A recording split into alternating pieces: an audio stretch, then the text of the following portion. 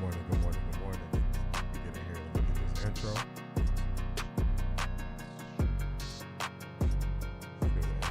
Kill the intro. I ain't even on camera. What is happening? There we go. There we go. Let's see. Do we like how this camera's looking? Let's slightly adjust this. Let's go down here. There we go. How y'all feeling this morning? How are y'all feeling on this Friday? Friday after Thanksgiving. Hopefully everybody had a great Thanksgiving. Hopefully everybody enjoyed themselves, got some good food, enjoyed a day of relaxation, watched some football, had a really good day, spending time with family. Let me fix this over here. All right, good. Good morning, Zedric. What's going on?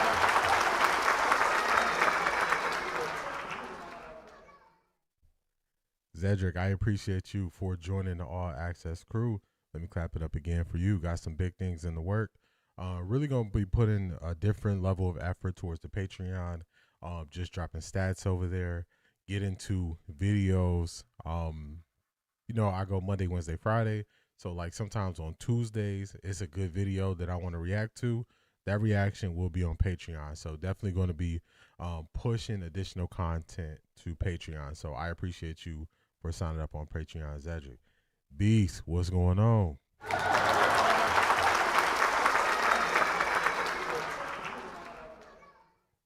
Good morning, Charmaine.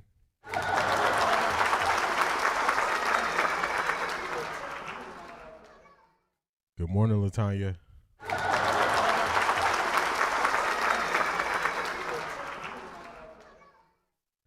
Shedeur get this dub on Sunday. Make it 2-0.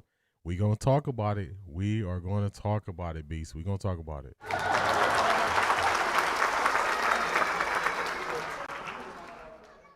Good morning, Latika.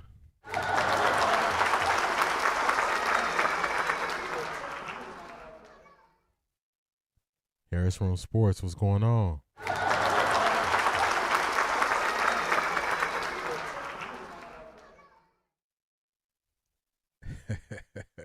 Zedric always reading the rundown. Harris from Sports, make sure you check your DM on IG.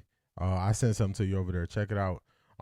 Let me know what you think. Let me know if it's a good idea or, something that can help or, let me know. Let me know.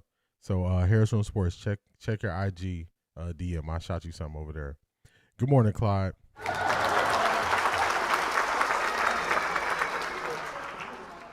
Clyde, I'm not sure why my bot got you, but we still got your comment here. Morning, this is the day the Lord has made. Let us all be glad. Shallah. Good morning. I'm not sure why my bot got you for that one, but good morning, Clyde. What's going on? I caught Hunt's answer, non-answer yesterday, too. So that's one of the things we got. That's one of the things we got on the rundown today. So I challenged anyone if they heard. Good morning, C.A. Anderson. How you doing? Seattle in the house.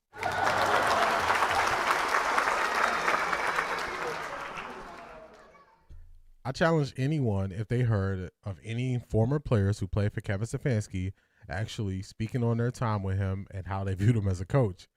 Well. We have Kareem Hunt on the rundown today. He was on Nightcap with Uncle Ocho, and this is before yesterday's game. He was on there. So it was a couple nights ago. And they asked him directly. Okay, cool, Harris from Sports. All right, bet. Yeah, I sent it, and I'm like, dang, what's going on here? I don't know if you've seen it. So good. Not sure what that was, but glad you got it over there. They asked him a question, and man, I never seen nobody hit the spin move and sidestep so quick. He hit it so smooth. And got away from it. So just some other things going on. Good morning, Cheryl. How you doing today? So we had Kirk Cousins, who spoke glowingly of Kevin Stefanski. Kareem Hunt didn't say anything bad. He didn't really say anything good either. But I'm gonna let y'all be the judge. I'm not gonna tell you how to feel. I want to know how you feel when you see it. Good morning, C. Brown Run.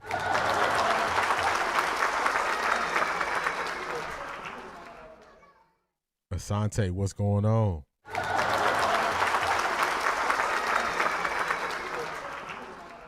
This has been a very interesting week.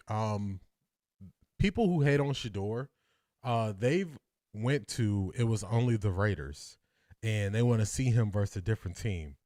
One thing I always tell y'all, people who are looking to hate, what they never do is they never look at football. And I want y'all to know something. We're going to get to the stats today, but the Raiders actually have a higher ranked defense than the San Francisco 49ers. What do you know? So those people are exposing their hand. They want to see Shedeur fail. That's what it is. That's all it is. And they have their reasons, whatever they are. But they want to see Shedeur fail because they are viewing the San Francisco 49ers defense is better than the Raiders defense, and it's not. Statistically, it's not. The amount of points that the San Francisco 49ers defense is higher. They gave up 20 points in 8 of their 12 games. I don't think anybody really realizes that. And I'm just going to show y'all the stats and where the 49ers defense is ranked because people are going to be surprised. And then they're going to come back after the game and say, man, that didn't go how I expected. So I'm just letting y'all know. Y'all know I got to be the one. I got to let y'all know early. I got to show y'all when people are not looking at football-related things to break this stuff down, and it's more rooted in wanting to see somebody fail, and that's what people are doing. Raiders D stacked up better than the 49ers D right now. Weather conditions will play a factor. Sunday should be fun. Yes. So I was looking at the weather, and I follow like some stuff on IG, and one of them is I'm from Cleveland, and I'm from Cleveland just was posting the weather, and I was just looking at that snow, and I was like, man, how did I deal with that for so long? Like, I don't want to deal with that no more. That snow is nasty. It's nasty. I don't want no parts of it. Shareholder 13 ranked defense for the Raiders. Yep. People just want to hate. Man, that was loud in my ear. Hopefully it wasn't too loud for y'all. Let me adjust the volume. I don't want these sound effects going too loud for y'all.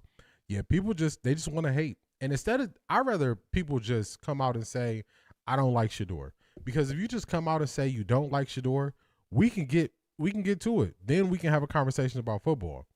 But they're trying to make excuses to diminish Shedeur, and they're not adding up football-wise. So it's just people are painting themselves or pushing themselves into the corner, and it doesn't make sense. Notice they only go off and win. Lost records when determining the value of a team. 49ers are beatable. Talk to them. The San Francisco 49ers are very beatable. Let's go to the stats now. Let's go to the stats right now. They're a very beatable team. Very beatable team. Brock Purdy. It doesn't matter if it's Brock Purdy or if it's Mac Jones. They throw interceptions. So you're not gonna make it through a game where they're not gonna have to throw the ball. You're not gonna make it through. Oh, you checked it out, Harris from Sports. Harris from Sports coming in first. Oh my God! Wow!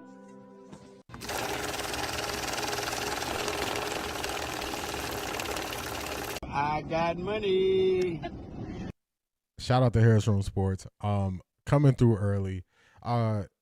It's one of those things where I remember the first time you came into the chat, you were asking me some questions, and then that's when I found out, you're from Cleveland and you're working on getting into streaming. And then from there, I was just like, man, if it's any information I could give that can help, I'm just going to give it, you know what I'm saying? Because you're putting in the work and you've been here. You've been a great supporter of mine. So anytime I have some time and, I can give you some information that's helped me, definitely just be looking for it because I'll just send it over your way to, help you get that edge. So shout out to you. Shout out to you for being a supporter. And also y'all tap in with Harris from Sports. I appreciate you.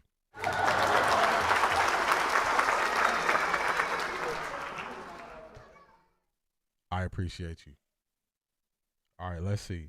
Let me get the stats up here because this is what I don't think people are looking at. I don't think people have looked at the stats. So when you really look at it, this is the team right here that for some reason the Browns are supposed to fear. They're supposed to fear this team. So let's look at it, y'all. Yes, they are 8-4. They have scored 281 points. They've given up 261 points. That's very close. 20 points. 20 points. That is why I moved to Columbus from Sandusky. At least the snow melts here, does not linger around. Yeah. I was looking at that snow, and I remember growing up, my grandma, she moved back to Alabama with her siblings, and I was always calling her when I was still living in Cleveland. And I'm like, Grandma, like, you should come and visit us, and always around the holidays time. And Weather Levins, good morning. How you doing? Hope you had a great Thanksgiving as well.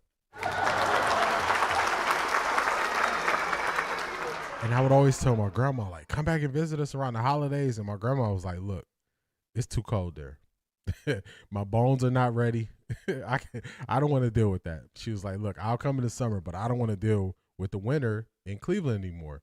And as a kid, I was like, okay, maybe, it is what it is. I'm not looking at the weather's that bad.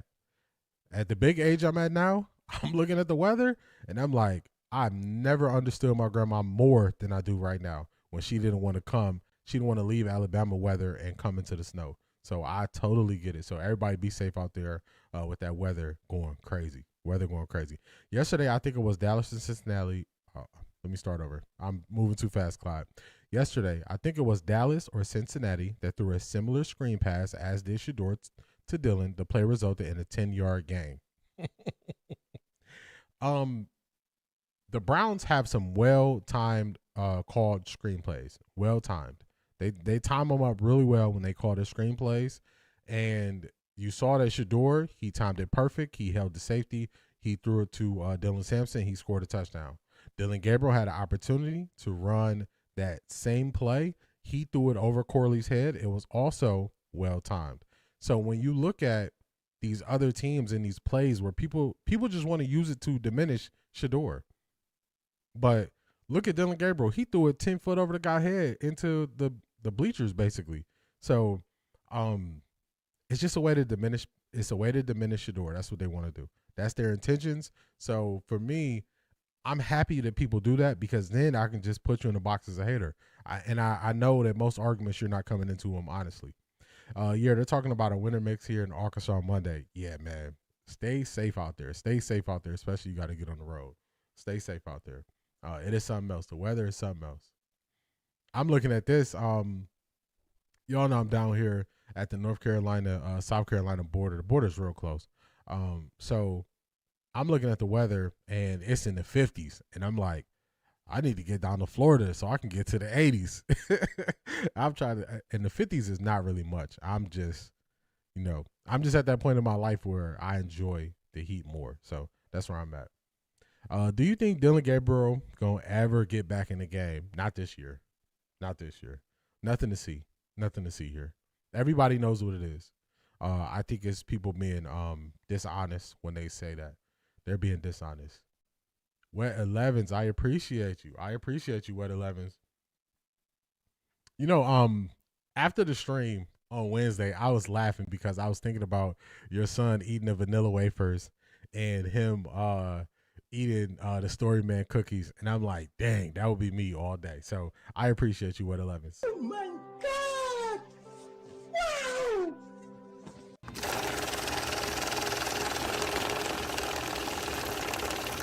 I got money. Thank you for being here, and I appreciate your support, and I also appreciate your input and all your commentary. So I appreciate you. Thank you. All right, let's get to this 49ers defense, y'all. So they are only a 20-point differential between the 49ers and the teams that they face. So that's not a big margin. He was a mess with the cookies. That used to be me. Only a 20-point margin for an 8-4 team means they could have lost some. This record could easily be flipped. Let's look at them. Offense, they're 13th. Defense, they are ranked 28th. So this is the team that everybody is saying is the big bad wolf. They're saying, oh, yeah, you went and beat the Raiders. But this is the big bad wolf right here. The 28th ranked San Francisco 49ers defense. Okay. Is this your king? Is this who y'all standing on? Is this going to be who y'all judge if Shedeur Sanders is good or not? The 28th ranked San Francisco 49ers? See, it's in name only do people recognize the 49ers. Name in record. But it's not about actual play.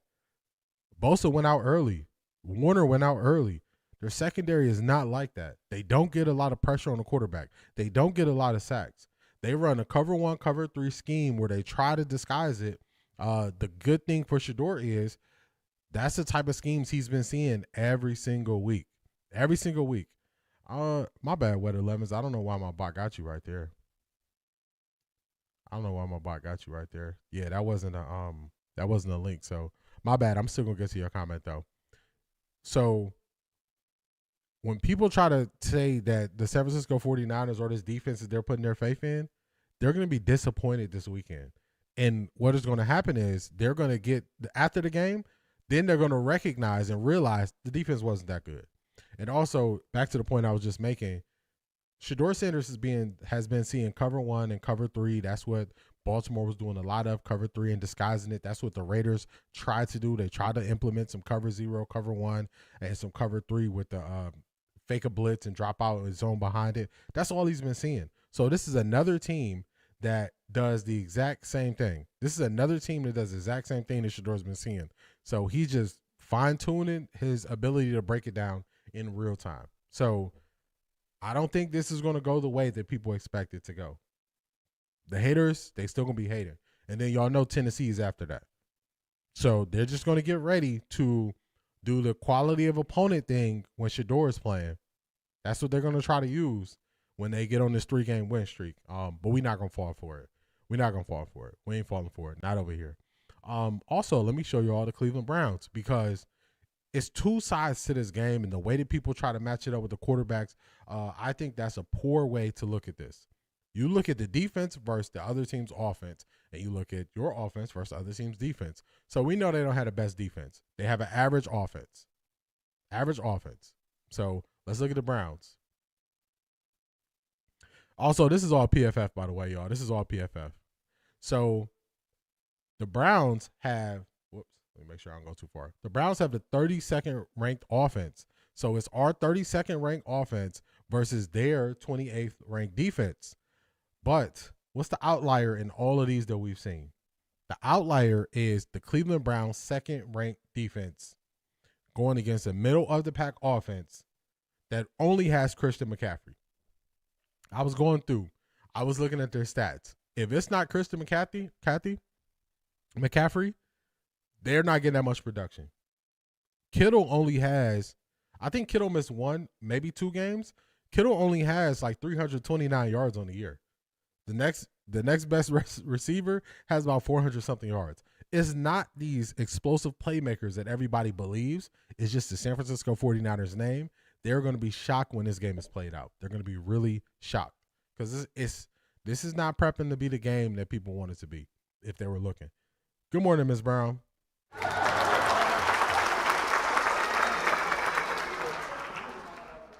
If Dylan Gabriel was in the game versus the 49ers, the Browns would lose, but with Shedeur, we can win this. I agree.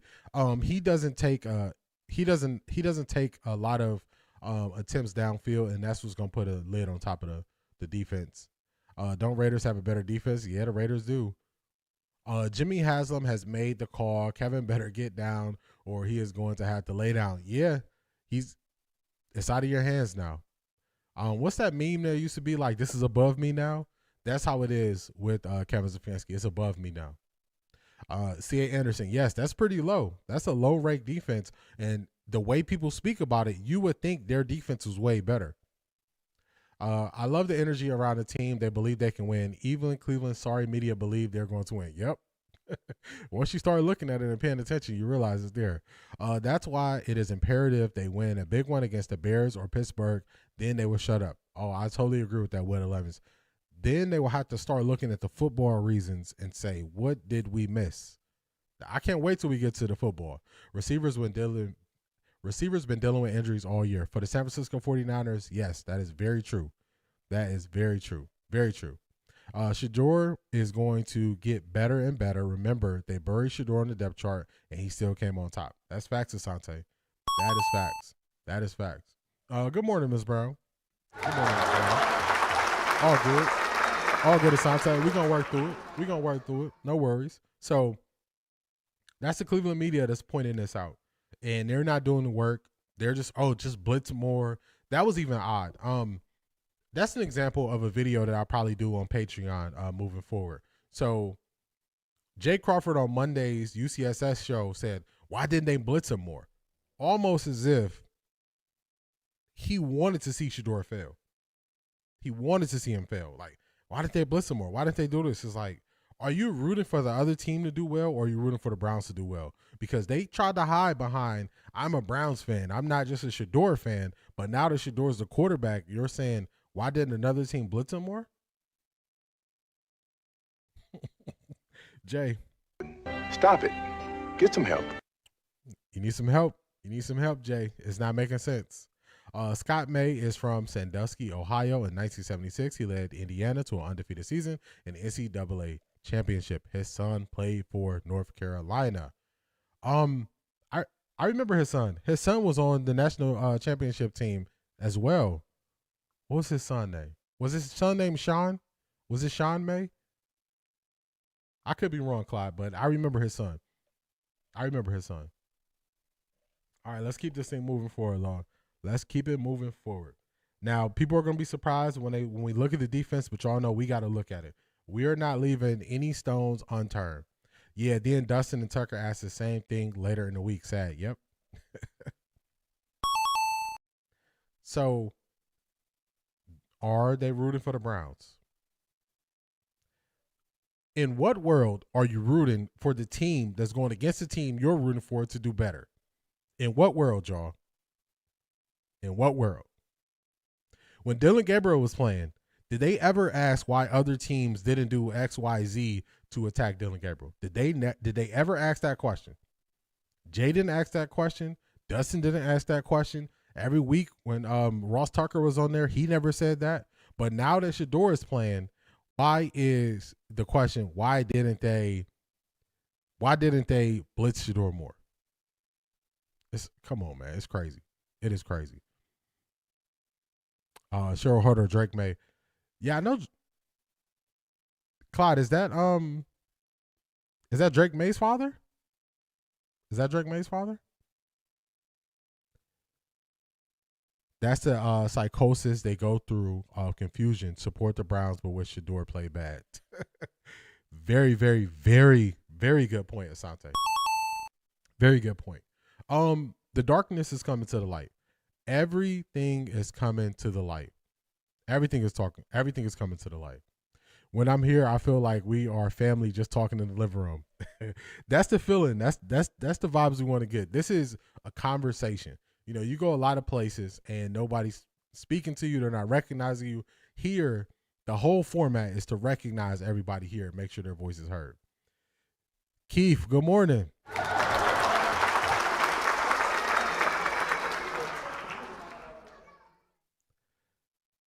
Where I leave off at. Then you got Breer trying to make it seem like Shedeur is selfish, taking his own bus to games in Colorado when he rode the bus with the team. They're working overtime to make him look bad now. Yeah, Albert Breer, he needs to get some help. He needs to get some help. I'm going to tell y'all something. One of the best lessons I learned in life, this is a life lesson. One of the best lessons I learned. I'm going to drop it for y'all. Let me get this down.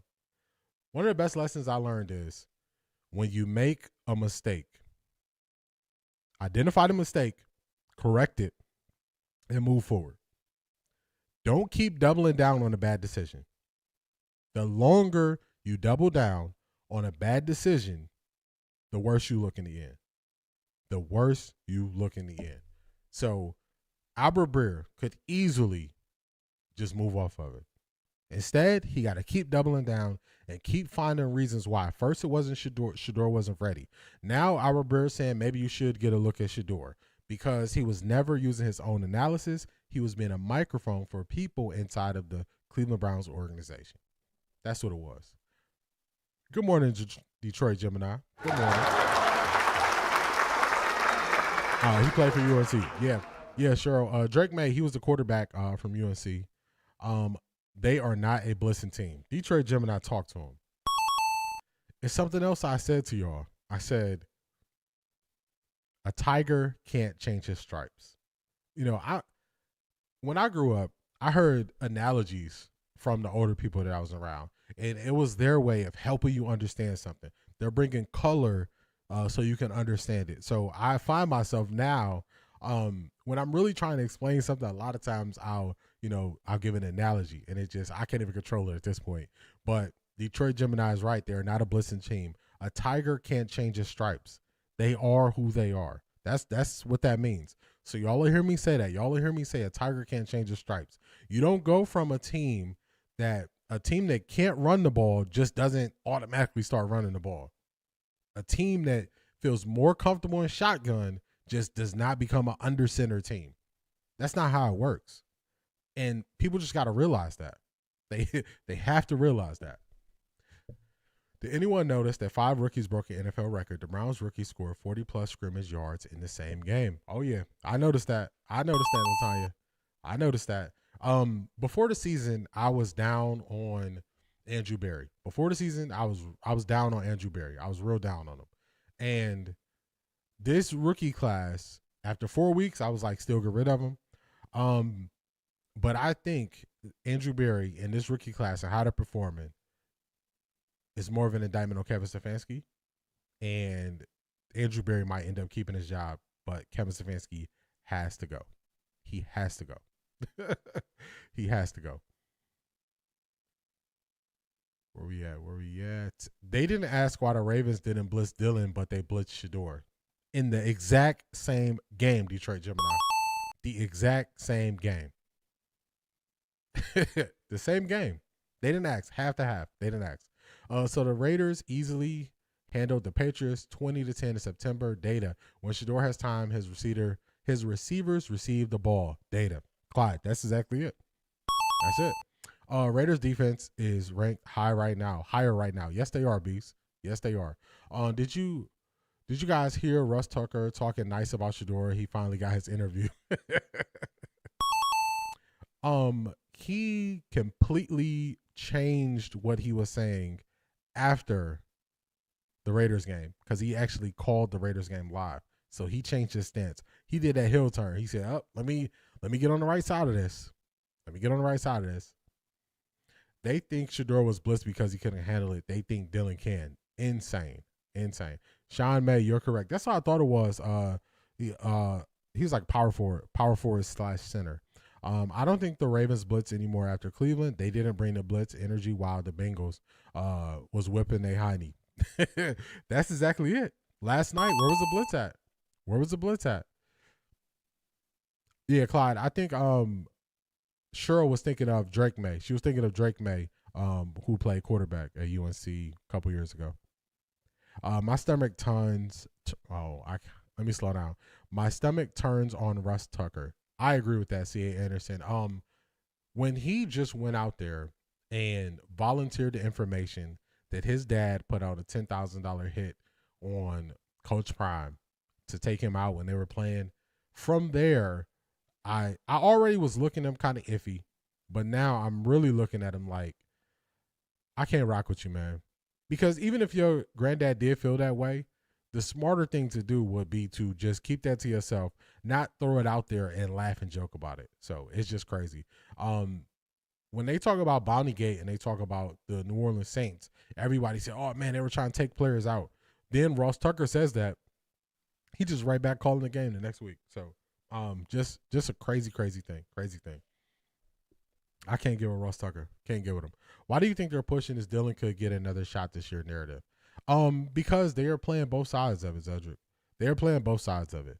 They don't really believe in Shedeur. Even as Shedeur performs, they don't believe in him. So they are hedging their bets. That's what they're doing. They're hedging their bets. So Mary Kay is the one who started it. Well, it might be a reason. It might be a reason we might need to see a little bit more Dylan Gabriel. Mary Kay, we didn't forget 3 weeks before you were writing. We probably seen enough of Dylan Gabriel's time to see Shedeur. So she is hedging her bets. So what the Cleveland media does is they will say one thing one week, say another thing another week. They're polar opposites. So then they can always go back to, well, I did write recently that this. So that's what they're doing with the Dylan Gabriel thing. The same way on Wednesday we were talking about how Cleveland media is always saying, I want to get it on record. You want to get it on record so then you could just reference back to it later on. Grandfather never missed a picnic. Maurice, what's going on? What is going on, Maurice? So that's Zedric. That's them hedging their bets because they don't truly believe in Shedeur. They are cosplaying someone who believes in Shedeur. That's what they are doing. I thought this was interesting. We got Emory Hunt first up on the docket today. So it's a social media thing going on. I saw it with All the Smoke where they're going to name players, and when they name a player that's better than another player, you stop the person naming the players. So they struggled with the beginning of this game, but once they got on the same page of this game, I think they were surprised with who Emory Hunt would take, who the quarterbacks that he would take Shedeur over. So this is Emory Hunt. Let's go, Emory. Keep naming them. And you're only going to stop me if the quarterback I name is better than Shedeur Sanders right now. You would want that quarterback for one game this week right now, okay? Oh, hold on. So you're saying now as in right now or as in what I thought about them as a prospect? No, right now. Our producer Okay. Noah wants it to be right now. You want one game this week with this quarterback. Do you want Shedeur or do you want, let's launch into it, Shedeur Sanders or Tyler Shuck? Speak when I name a quarterback that you would take over Shedeur Sanders. Y'all see that laugh? I heard a peep out of you, yeah, but I Was that, I just a didn't laugh. see his name on the list. Was that one on there? It's on the okay. No. Cam Ward. Yes. You would take Cam Ward. Oh, you talk. Wait, I'm sorry. I thought you said name a quarterback I would take Shedeur over. We're giving you an option. Who do you want? Cam Ward or Shedeur Sanders, right? Basically, Right. So what we were trying to do They is name they off a bunch of struggling with it quarterbacks earlier, without but they Emory gonna saying anything. They gonna get it okay. together. Oh, They're gonna the get it game that they together. do on viral that it goes on there. Okay. It's a viral Now game. I get it. Yeah, okay. Okay. All right, so here we go. So you already said Cam Ward, you'd rather have Shedeur Sanders. So let's keep going here. Jameis Winston, Justin Fields, Geno Smith, Jacoby Brissett, It is, Zedric. J.J. McCarthy, Tua, Bryce Young, Trevor Lawrence, C.J. Stroud. I'll take C.J. Stroud. Okay, so y'all heard those quarterbacks. Is it any quarterback that you would take over Shedeur that they named? Any quarterback? Jameis Winston, Justin Fields, Bryce Young, Trevor Lawrence, J.J. McCarthy, Cam Ward. Would y'all take any of these quarterbacks over Shedeur? Zedric, you seen it? He was just sitting there looking like you're not saying anything good here. You're not saying anything good. The Trevor Lawrence one is funny because I understand why. Trevor Lawrence, he just got to calm down in the pocket. He still is not there yet, so he still ain't there. Our Jizzle, what's going on?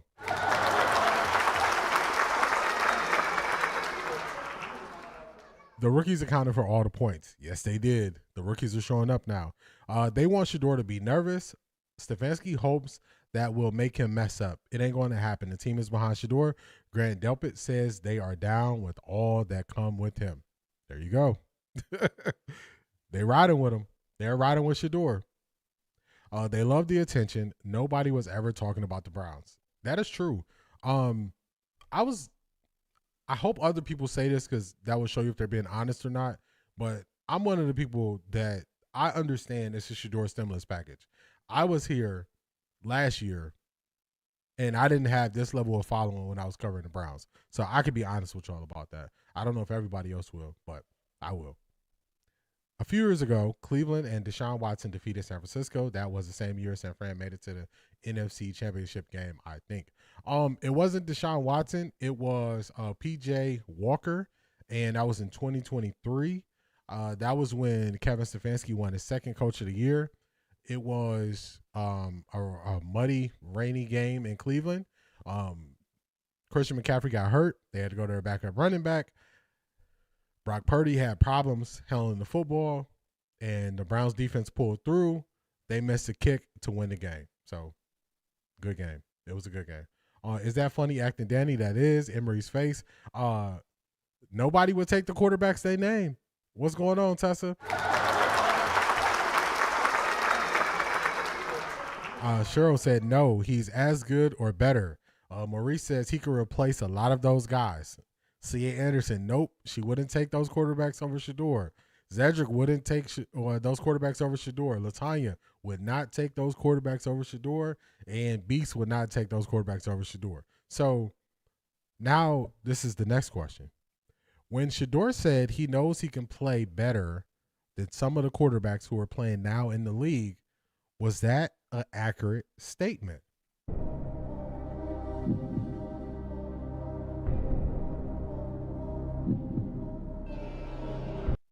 These are the questions, y'all.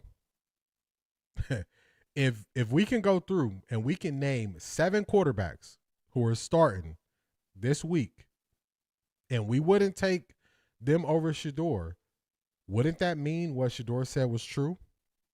And wouldn't that also mean that it was fake outrage for what he said? I'm just going to be the one to ask the question. Sometimes you got to ask the question. Y'all picking up what I'm putting down. Y'all are picking up what I'm putting down here. Y'all see it. They just look for a reason with Shedeur. It's okay when they do it. It's not okay when Shedeur does it.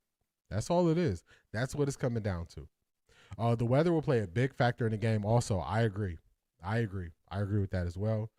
It's going to be legendary if Shedeur win a Super Bowl with the Browns. Man, I went to the parade when the Cavs won the championship. I went to the parade. I was living in Florida, flew into Cleveland, was there for 3 days for the parade, and to see family. I watched Game 7 there, and I stayed there to the parade. The parade would draw more people than the Cavs parade when they won in 2016. It would definitely draw more people, way more. It's looking that way. Latanya, it was accurate. Maurice, yes, that's true. Nobody's talking about Dart's first game. They act like it didn't happen. I think the Browns defense will feast Sunday. Arjizzle, I agree with you. Would it take a single one over Sanders? Harris from talk to him. Clyde. He knows he is better.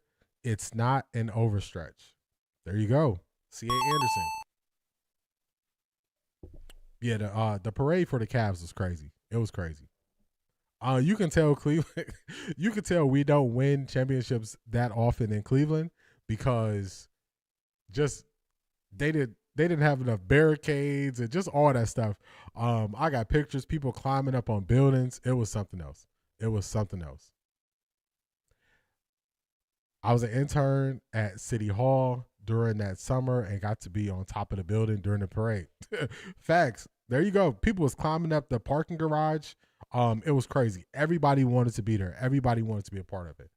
I said before the draft that Shedeur was better than a lot of starting QBs in the NFL. I agree with you. It's no different than him saying if they didn't want to change the culture, don't draft him. That is exactly what he's doing now, changing the culture. Great point, Latanya. Great point. Cleveland was not set up for a parade. Harris room, it was not. It was not at all. They've been a dominant defense at home with a more comfortable Shedeur at the helm. It could get nasty for the 49ers. Cedric, I agree. Also, the San Francisco 49ers, they turn the ball over. They turn the ball over. They turn it over. Shout out to C.A. Anderson. Drop C.A. Anderson in the chat, y'all. Drop C.A. Anderson in the chat.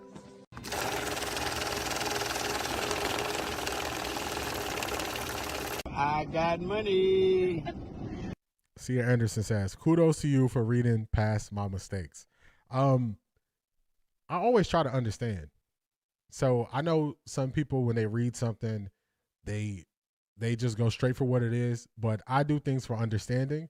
So I try to figure it out on the fly. So everyone's point can be heard, especially the way they want to present it. So no problem. I appreciate you as always, Cia Anderson. I appreciate it. The parade was delayed by like hours because they couldn't figure out the logistics. Facts.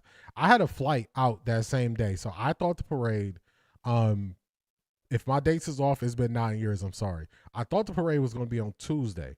So my flight home was on Wednesday. The parade wasn't until Wednesday. So I left the parade and went straight to the airport from West 6. So just imagine how crazy it was for me to get to the airport from West 6. So once I realized it was at that point, I was like, you know what? I'll just take my book bag and stuff I can leave here. I won't worry about, because I go back home all the time. So I won't worry about what I leave here. So I left from West 6. We had to go down St. Clair and cut through the flats to get away from all the traffic so I could get to the airport. That's how it was. Do you have a P.O. box? I have newspapers from the day we won. I bought 10 copies of each issue. Oh man, we got to set that up. We got to set that up. Harris Room Sports. I'm gonna reach out to you on IG. I'm gonna hit the DM on IG. We got to set that up. I still have a newspaper from when LeBron was in high school.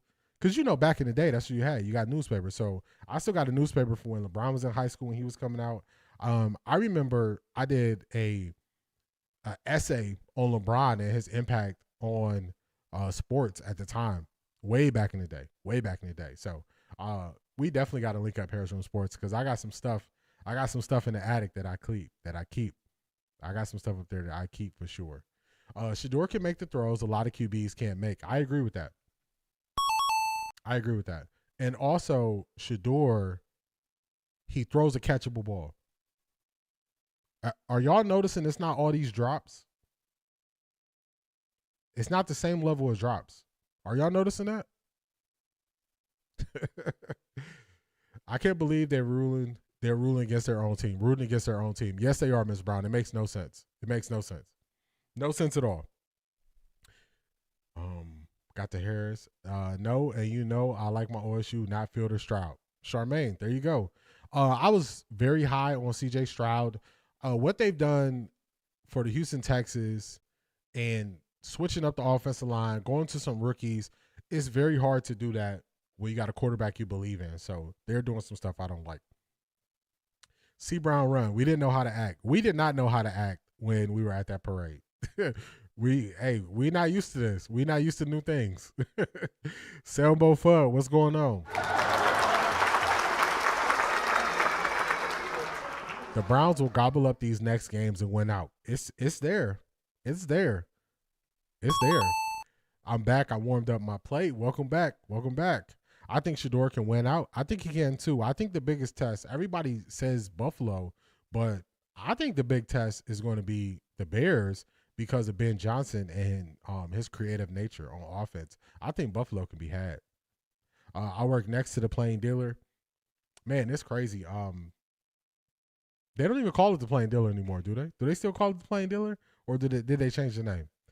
Did everyone vote for the Pro Bowl? I didn't vote for the Pro Bowl, but thank you for the reminder, Ms. Brown. I'm definitely going to tap in and vote. And hopefully make the playoffs. Look at the division. The division is up for grabs. This was the worst year to not go all in. Look at the division. You right there. The Steelers, the longer they got to play Mason Rudolph, they could fall off. Baltimore is melting right before our eyes. And Cincinnati is going all out to get back in it. It's up for grabs. Before the year, everybody would have said the Chiefs are probably going back. It's up for grabs. So this is why in the NFL you got to take every year seriously. You can't just throw away years, throw away seasons like they don't matter. You can't do that. You can't do that. It's up for grabs. It's up for grabs. Vote for Pro Bowl for Shedeur. The NFL will be mad as heck. If he makes it, they will. Drops are not a factor Sunday. Zedric, you noticed that. Especially on crucial downs. I agree. Timing and pace. That's it. Yes, they're not dropping the ball. Still on the fence about Judy. I understand. I understand about Judy. They're rooting against him because he's a young man of color. They hate seeing what he's capable of. They don't want to be wrong. That's why I gave you all that gem earlier. I said, for me, one of the best things I learned as an adult is don't double down on a mistake. They are doubling and tripling down on mistakes. They are doubling and tripling down on mistakes. That's what they're doing. That's what they're doing. Bet on Jerry Jeudy. I'm telling y'all he is going to have a game. Watch what I tell you. I think Shedeur gets him motivated. Shedeur always goes up to him before the game. He always goes up to him. And it's like, hey, let me get you activated.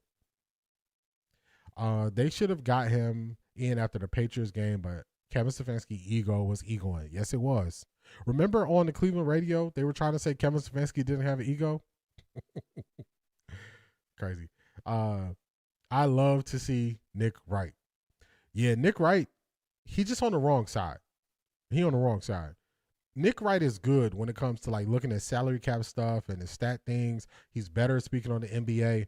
Just look at his track record of quarterbacks he's got behind. If Nick Wright likes your quarterback, it's probably not the best thing. Probably not the best thing. If he doesn't like your quarterback, it's probably a good thing. He does not have a good track record of looking at quarterbacks, being able to determine if they're going to be good or not. So as soon as Nick Wright was against Shedeur, I said, bingo, we got one. I already had belief in Shedeur, but it cemented my belief in Shedeur once Nick Wright couldn't see it. I want to see more third down conversions from the team, though. Beast, I agree. They have to eliminate the 3rd and 8 and longer. The 3rd and 8 and longer, they got to eliminate it. I'm just asking for 3 yards on first down, 2 yards on second down. Shedeur can work.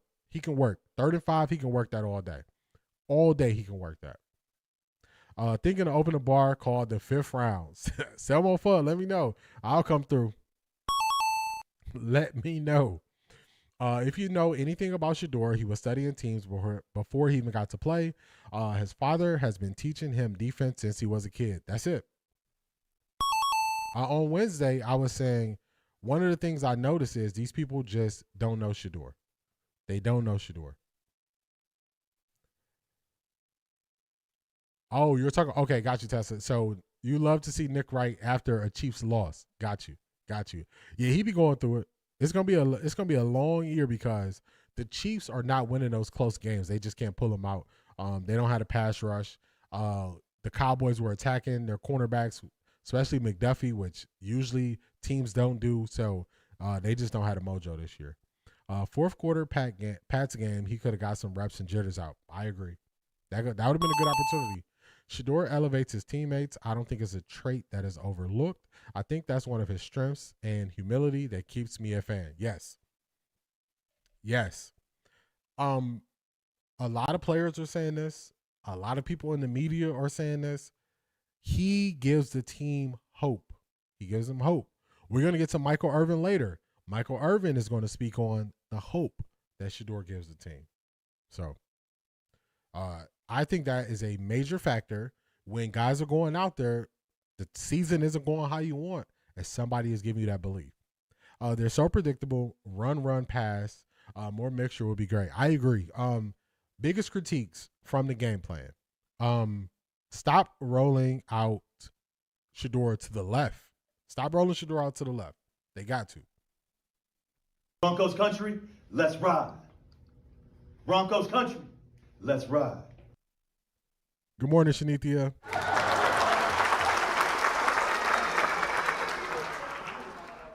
Also, shout out to you for being part of the All Access crew. I was stating it earlier, but I'm going to start putting more energy and time into the Patreon.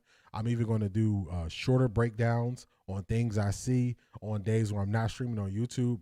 So if you do want that additional level of access, definitely tap into the Patreon. And then also, I'm working on the Zoom business number I have.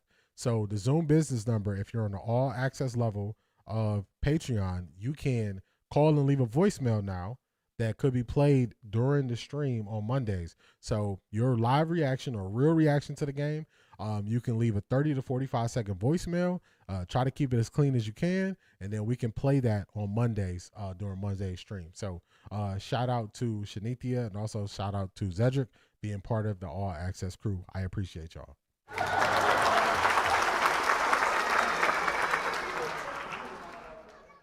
That's why Kevin won't buy in on Shedeur. He do not want to answer for Dylan being played over Shedeur. I think if they get rid of Stefanski, an open offense will flow. I agree. We're going to get to it later on in this stream. People are going to say if Shedeur wins out, then Stefanski should stay.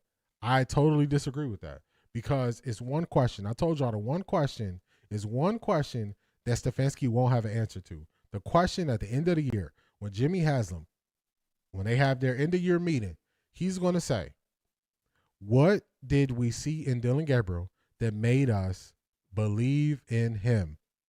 What do we see in Dylan Gabriel that made us believe in him over Shedeur Sanders? He's going to ask him that question, and he's going to sit there with a bitter beer face because he's not going to have an answer. When obviously everybody sees he is the better quarterback. He is the better quarterback. So they'll see it. Where we at? They never thought losing Tyreek would hurt them. They were wrong. Yes, I agree with that. It's coming back to bite him. I was meaning elevates his teammates' playing ability. Oh, C.A. Anderson, I agree with you. He gives them hope. He gives them hope. He gives them life. He gives them energy. He gives them a reason to want to play that next play. That's a huge factor that was unaccounted for. Even Dylan Sampson stating he doesn't get low after bad plays, keeps them grounded and focused. I agree. I think Shedeur can make plays from the left. He made that big play in college versus Baylor, Hail Mary. He rolled out to the left. I remember that. He did roll out to the left, extended the play. Who caught that? Was that LeJontay Webster who caught that Hail Mary versus Baylor? I think it was. LeJontay Webster. Only problem I have with the play calling, it looks like they play not to lose. They are very conservative, Donnie. I agree with that. They definitely play not to lose. What do you mean Patreon? Is it on YouTube? C.A. Anderson, Patreon is, so I have a link pinned to the top of the chat. Patreon is a separate place that I can put content, we can post, I can talk to people can put their ideas for videos there. So it's outside of YouTube. But if you click the link to the pinned chat that I have, that is Patreon. So it's another app where I can upload videos and do all that type of things. Just another place outside of YouTube. So if I run into any streaming issues with YouTube, I can still get the content out there. I can still get it out there. Shedeur is changing the game, not just in Cleveland. He is like a stimulus check because everybody's eating Selmo Fud. So true. So true. Everybody takes every opportunity to talk on Shedeur, to speak about Shedeur. Any opportunity they get, they do. Any opportunity.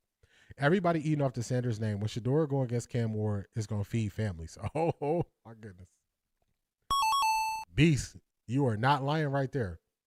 I have to see. I'm going to let y'all know early. I might go to the Tennessee versus Cleveland game, but I got to look at the weather first. I'm one of those, y'all. If it's going to be snowing and 20 degrees, I'm not going to be at the game. I want to see Shedeur, but I'm not going to be at the game if it's cold like that. But if the weather is in the 50s, 60s, I'm going to be at the game. So I'm going to let y'all know. I'll let y'all know how the streaming is going to go that weekend. I'll let y'all know. KS answer is, he reminded me of myself. Press conference, they sound the same. True, Shanithia. They sound exactly the same. Tessa, yes, it was LeJontay. Okay, I thought it was LeJontay.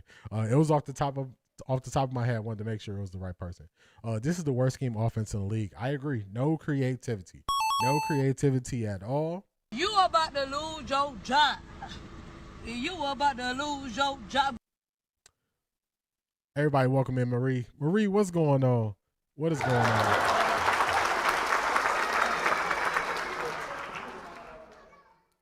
Good morning and hope you had a happy Thanksgiving as well, Marie. What's going on, Marie? Stefanski has to go because Shedeur seemed not to be comfortable with him. It's all about the quarterback. When you got a quarterback you believe in, if the coach doesn't believe in him, they got to go. Kevin cost himself some wins, hitching himself to Dylan so long. That will be a factor at the end of the season. I agree, especially with everything up in the air. With everything up in the air, with the division available, you haven't won it since 89, and you just blow half a season? Come on now. Come on now. Let me ask you a question. Why did the Browns not welcome Prime at the game? They did let him into some back areas so he could see Shedeur pre and post game. But he probably just has a better relationship with the owner of the Raiders. They had a previous relationship. I'm not saying he has a bad relationship with Jimmy Haslam, but I think he just has a longer lasting relationship with the Raiders owner. And remember, the Raiders owner went up to Shedeur at the WNBA game, said what's up to him. So it's one of those things. And Coach Prime could be making sure he could be making sure he is not a victim or not taken away from Shedeur. I don't want to say victim. Did y'all hear the auntie who called Rizzo to check him for turning on 12 after the Ravens game? She went off. I didn't hear it. I'm going to have to look for it, though. Detroit Jim, I'm going to look for it. Where's the Browns versus Titans? Browns versus Titans is going to be in Cleveland. It's a home game. Cam Ward said he hoped to play with Shedeur. Yeah, he want to get out there and compete against his friend, and he want to see his friend out there competing as well. Hi, Shedeur. My name is Jordan Love and Joe Burrow, Dak Prescott. Because we studied your persona, your presence affected our preparations. Hey, Shedeur, this is Joe Burrow.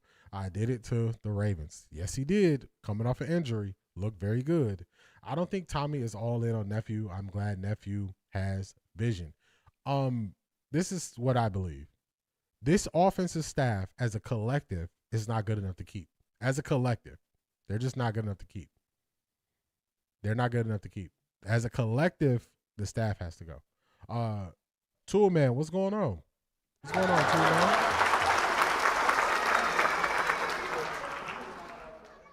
Shedeur revolution is the biggest change in sports since Bo Jackson changed the NFL. Even Deion had this effect to the same degree. Toolman, the person I compared it to was Allen Iverson. The impact Allen Iverson had on the NBA, I think that's the closest thing we got to it. Almost sounds like they have the same agent. Yeah, Kevin Stefanski and Dylan. Wet 11s. I'm mad at G. Bush. He went to that Quincy channel, and I don't feel he took up for Shedeur. He sounded like he was scared to disagree. It almost felt to me like he was answering to him. I know they're cool. They've been cool for some years. To me, I rock with G. Bush. I believe G. Bush is more authentic to what he believes. I think Quincy Carrier plays more of an act. So that's why y'all never see me respond to anything Quincy Carrier does or react to any of his videos. That's what I think.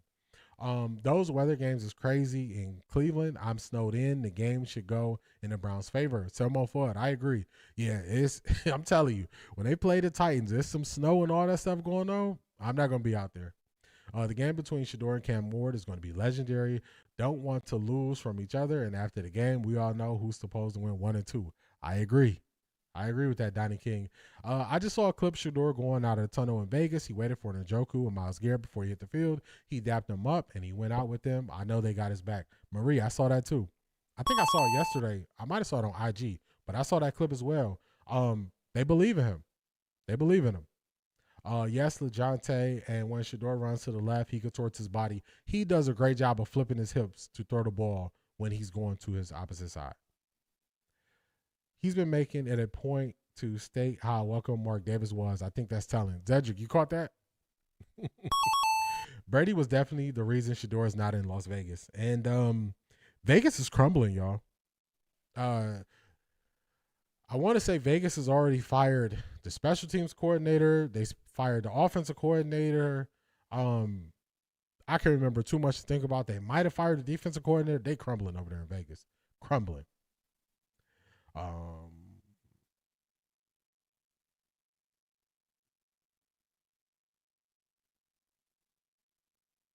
Prime said he don't give a damn about the Browns, but love me some Shedeur. I remember that.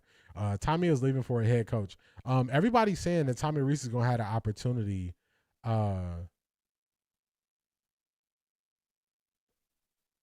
When I'm reading comments and trying to respond. Sorry, y'all. I just glitched right there. Let me let me give myself the buzzer for that. Let me. I'm doing too much.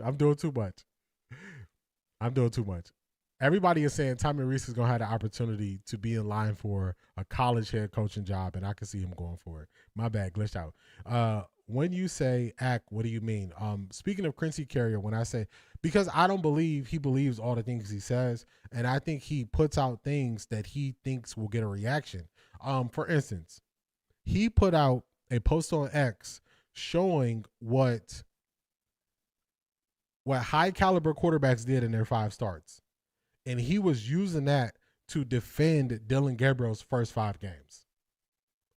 It's no way you believe Dylan Gabriel is the same level of talent as it was Josh Allen, Lamar Jackson, it was Joe Burrow. It was people at the top of the game who had way higher ceilings coming into the league. He was trying to compare Dylan Gabriel's stats to them. That's something just to get engagement, to me. So those people, I know that's an act. No person in their right mind believes Dylan Gabriel has the upside of a Josh Allen, Joe Burrow. I don't think he used Baker in there. Nobody believes that. So that's one of those ones where I just look at it like, you're putting this out because it's going to get traction. It's no way you believe this. There's no way. So that's what I mean when I say act with 11s. I never heard of Quincy Carrier.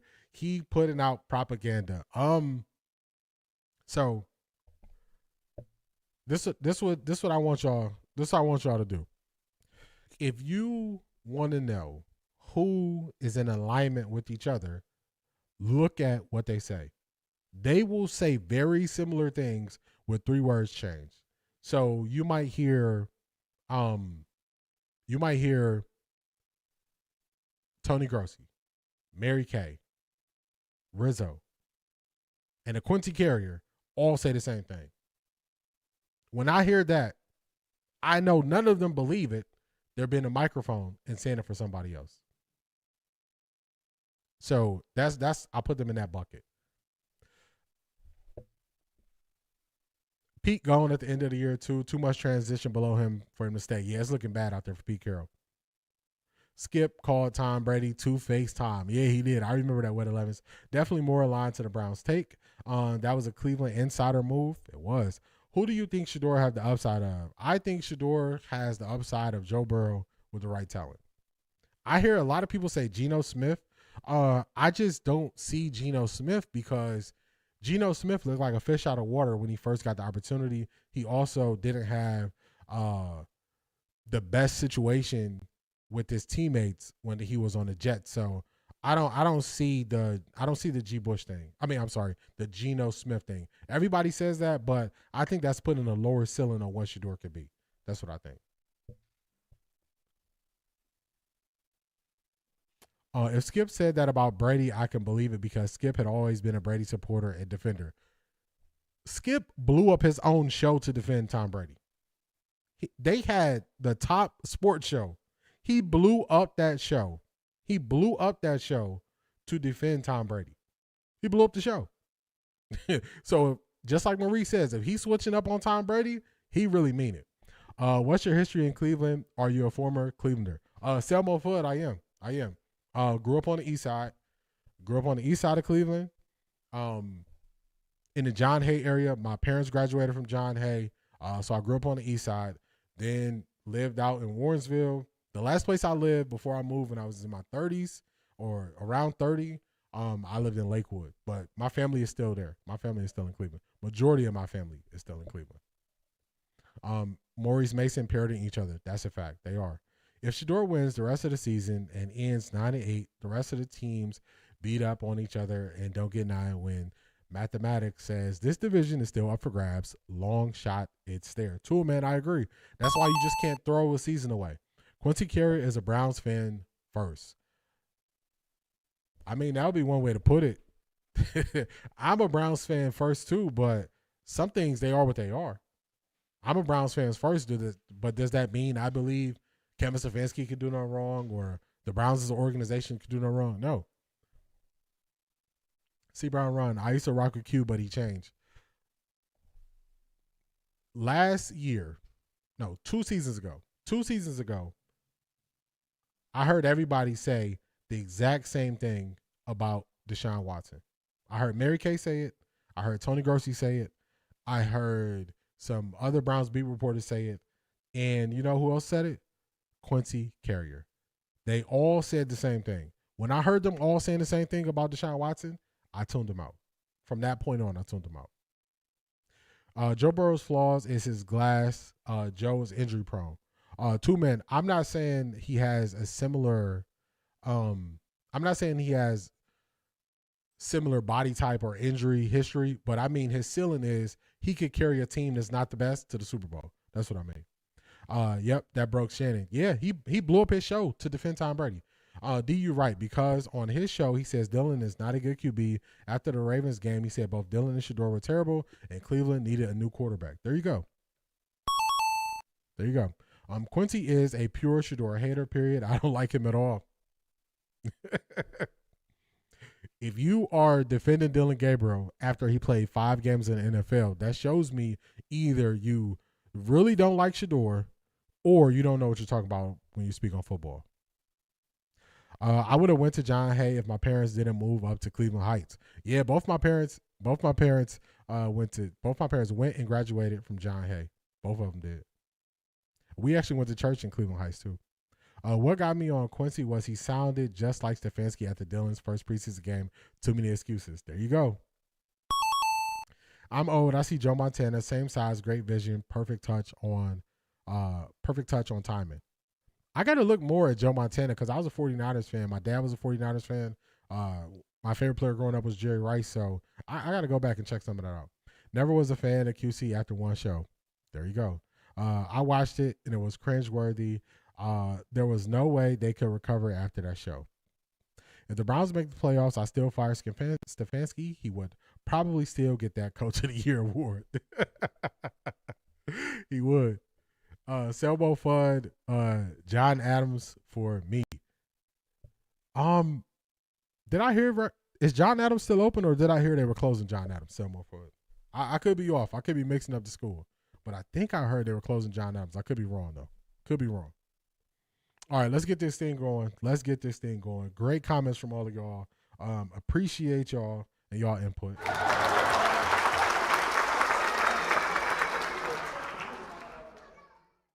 All right, so I remember I said I want to hear other people speak on Kevin Stefanski, who played for Kevin Stefanski. So we got Kareem Hunt. He was a Cleveland Brown. So let's do this. Before we play this, I'm going to put up a poll, and I want y'all to respond to the poll after we hear what he has to say. Oh, they built a new John Adams. Okay, got it. They built a new John Adams. Got it. Let's see.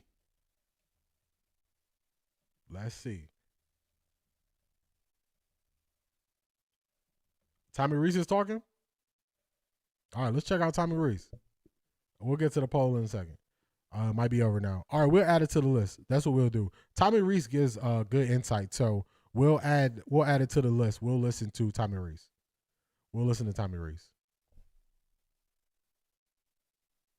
Let me see. Let me check out something real quick, y'all. We can hold off on the Kevin Stefanski. Let me see if Tommy Reese is still talking. Let's see. The coordinators is actually the best ones.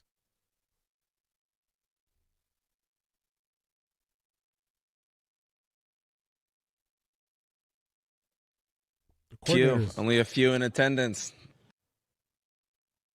Okay, I see you with the Glenville. All right, let's see. All right, y'all, let's do this. This is what we're going to do.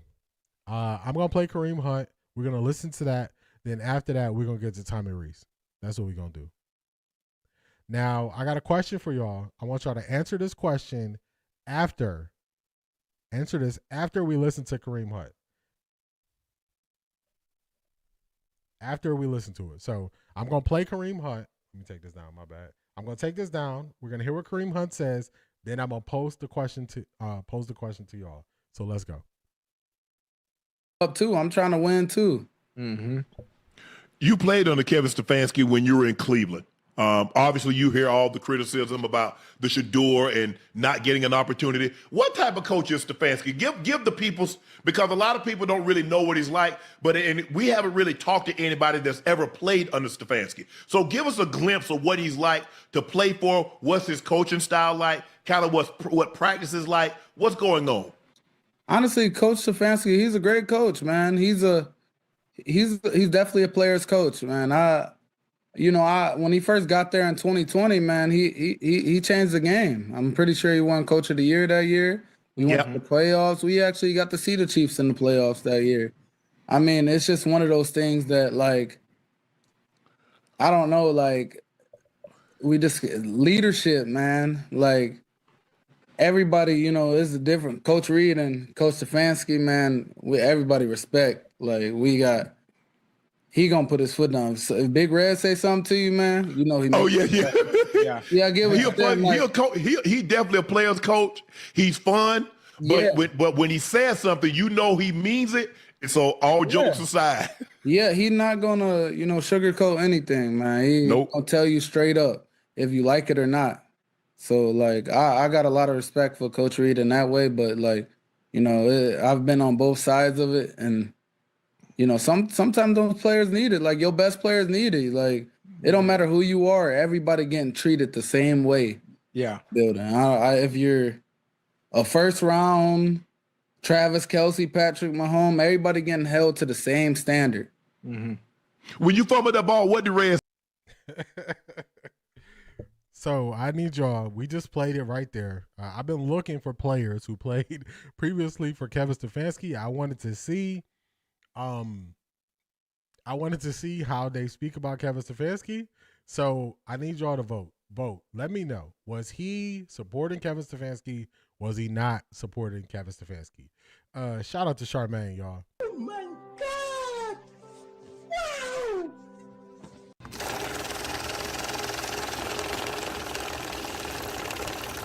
I got money. Charmaine says, Kendrick Perkins says Shedeur Sanders is bigger than Obama ever was. I appreciate you, Charmaine. I appreciate you.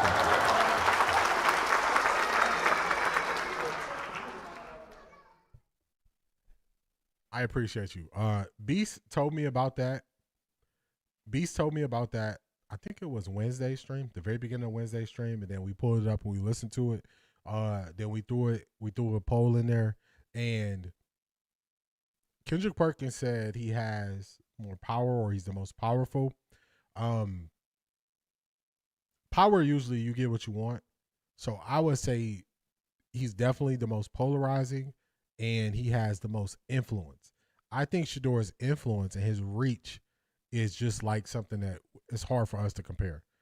So I definitely think he has the influence and he has the reach, and he's also very polarizing because people just hate on him for no reason, and the people who love him really rock with him. So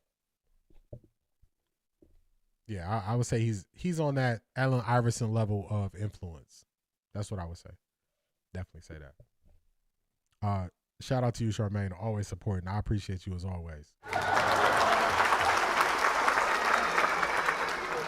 All right, so let's look at the poll. 83% say no, 17% say yes. He's supporting Kevin Stefanski. Kareem held back. Calls were made before the interview. Check in with him in the offseason. Stefanski played himself out. He just got another opportunity. He's not going to step on no one's toes. He just came off his couch. He's being political, but see how he pivoted to Kansas City head coach. I think that was the best thing he did. I think the best thing he did was to just go to Andy Reid. Like, let's move this conversation forward. Let's move this conversation forward. He also is going to speak in this interview about how he was injured his 2 years in Cleveland. He was doing what he was supposed to do. The Cleveland Browns' previous running back coach used to call out. He used to call out Kareem Hunt, saying he wasn't giving his all or he wasn't reaching his potential, only to find out that he was injured the whole time, end up having to have a surgery on his back. So it was a little bit of internal turmoil when he was here, but we can't find him speaking as glowingly about Kevin Stefanski as he did about Andy Reid. So I'm just gonna tell y'all what's out there, and I'm gonna let y'all read into it as you may. That's what I'm gonna say. He slick is telling it by comparing him to Reid. Reid does this, Stefanski does. So there was a big thing happening in Cleveland where they didn't believe that Deshaun Watson was being coached as hard as other players. That was under Kevin Stefanski. So it's hard to say he's a disciplinarian coach. And we can just look at him on the field. Kevin Stefanski's teams have been undisciplined the last couple years. So it's hard to believe you have a disciplinary coach and your teams aren't disciplined, and it's showing on Sundays in the form of penalties. So it's right there. Kareem want to keep getting work. That's a fact.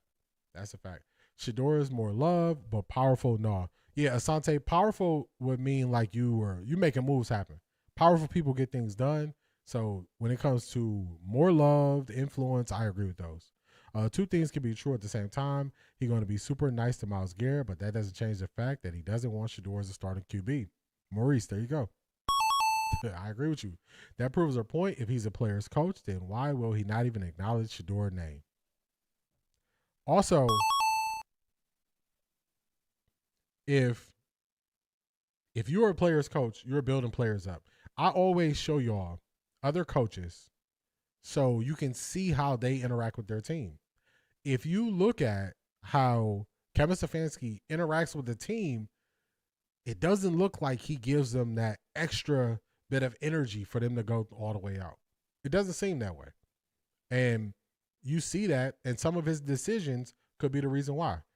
All these coaches, when they have a rookie quarterback, they win their first game, they give him a game ball. They make it a special moment. They make it a memorable moment. Kevin Stefanski just give the game ball to Myles Garrett. So then what people do is to defend him say, well, he didn't give the game ball to Dylan Gabriel. So just because he does two things wrong, that doesn't make it okay. It doesn't make it okay.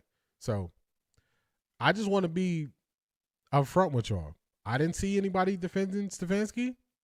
And then we had another player ask a question about Stefanski, and I just wanted to play y'all his answer. Do with it as you will. Let's get to Tommy Rees. Tommy Rees presses are usually good, so let's get to Tommy Rees.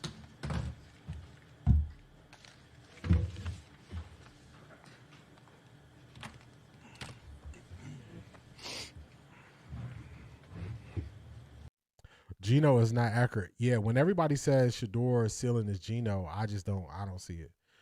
That Dallas head coach locker room video was 9 day. Actually, I'm gonna put that up on X while we listen to Tommy Rees. Let me find it on X.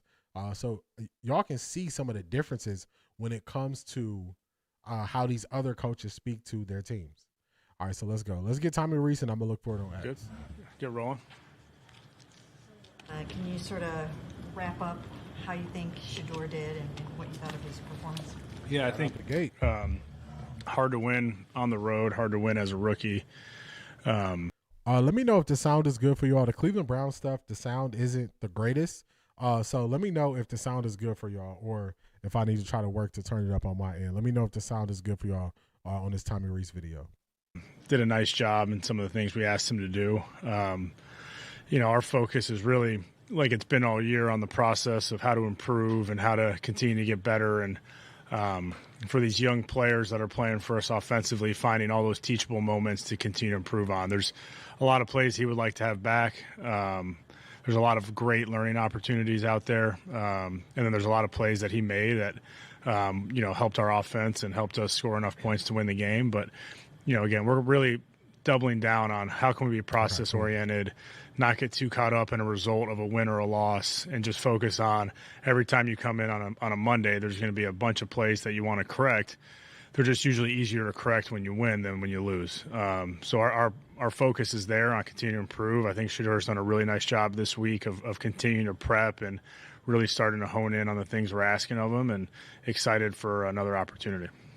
Seemed to really play from within the pocket a lot more than even those 2 quarters against Baltimore. What was sort of the process in getting him more comfortable to stay within the pocket, not drift back? I don't think there's like a magic solution here, right? I think you just got to continue to show evidence of, hey, this is a clean pocket. This is what it looks like. These are the times where we need to stay in here and read things out. And with him, there's the balance of, hey, he can do some things creatively outside of the pocket. Like, when is it time to go and when is it time to stay in there? There was a third down there during the game last week where it felt like we could have stayed in there instead of flushing out to our left. And he's the first one to recognize those things. And then, the play extension to Jerry on the big in cut. We have a little pressure off our right side that made him move right. And then that's a great example of, hey, this is a good time to get out of there and, find something down the field. He does a really nice job of keeping his eyes downfield as he evades. So I would love to say, hey, there's one thing that we do that gets him to stay in the pocket. I think it's just the teachable moments that come up throughout the course of a game to show him what a clean pocket looks like. Or if we got a route concept versus a coverage we really like, you might be a little bit more willing to hang in there and let it develop. And a lot of that comes with time and reps and time on task. Kevin, you talked about. All right, let's pause it there. Y'all hear Tommy Reese. Y'all hear him. Let me get to some of y'all comments. Shout out to Charmaine becoming a super supporter on Patreon. I appreciate all your support, Charmaine. Thank you for becoming a super supporter on Patreon. Thank you. Let's see, where did I leave off? Let's get to a couple of these. I did pull up I got the Dallas Cowboys post game. Did you see Shedeur answer when a reporter asked him if he sabotages him? Beast, yep. We played it on, I did 2 streams on Wednesday. The second stream I did on Wednesday, I replayed the full Shedeur response. And yeah, he was like, oh, you trying to start something. So yeah, we definitely got to it and reacted to it. Stefanski is dry and stiff. It was not that he did not give him a game ball for a first stop. Shedeur broke a streak. I'm glad Shedeur do not have daddy issues. He ain't looking for Stefanski approval. I agree.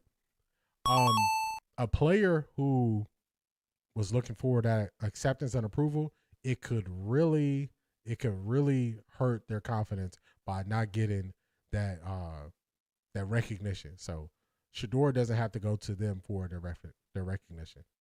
He doesn't have to. If they go 4-2, other 2 teams lose. Miss Brown, could the Cleveland Browns still make the playoffs? They could, because they're not that far away from the division. If nobody takes this division and grabs a hold of it, they're definitely still in the running to make the playoffs. This is a long shot, but the opportunity is there. Other coaches on other teams speak more highly of Shedeur than Kevin. They do. It's crazy. Oh, so he's really Kevin Stefanski mouthpiece. He definitely needs to go now, him and Kevin Stefanski.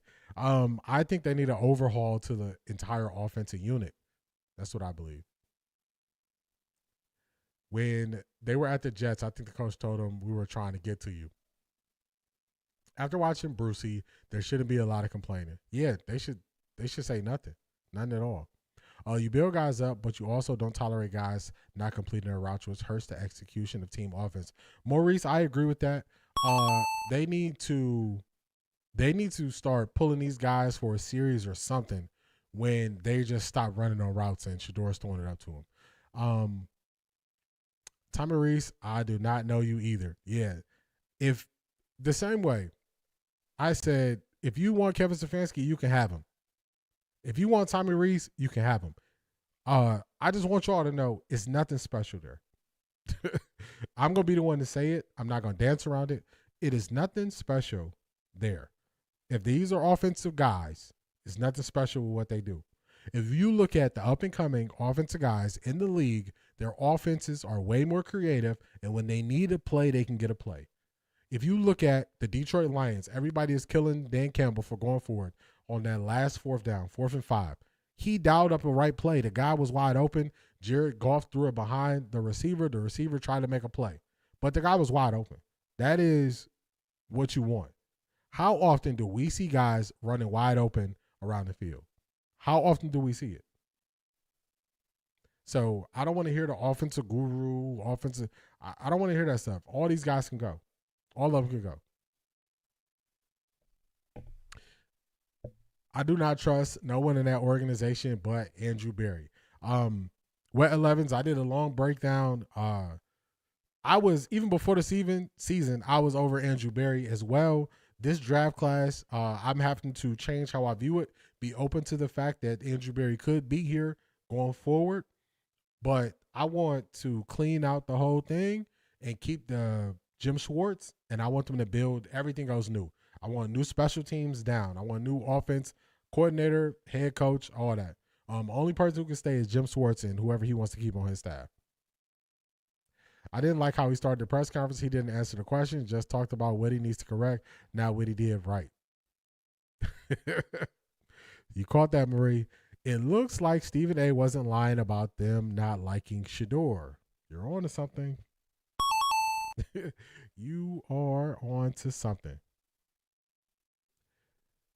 Ray Charles can see he don't like Shedeur. Yep. So what that tells me is if both of them are against Shedeur being on the team, they really got to go. That offense has zero creativity. Facts. I watch all these other games, and I see guys running wide open.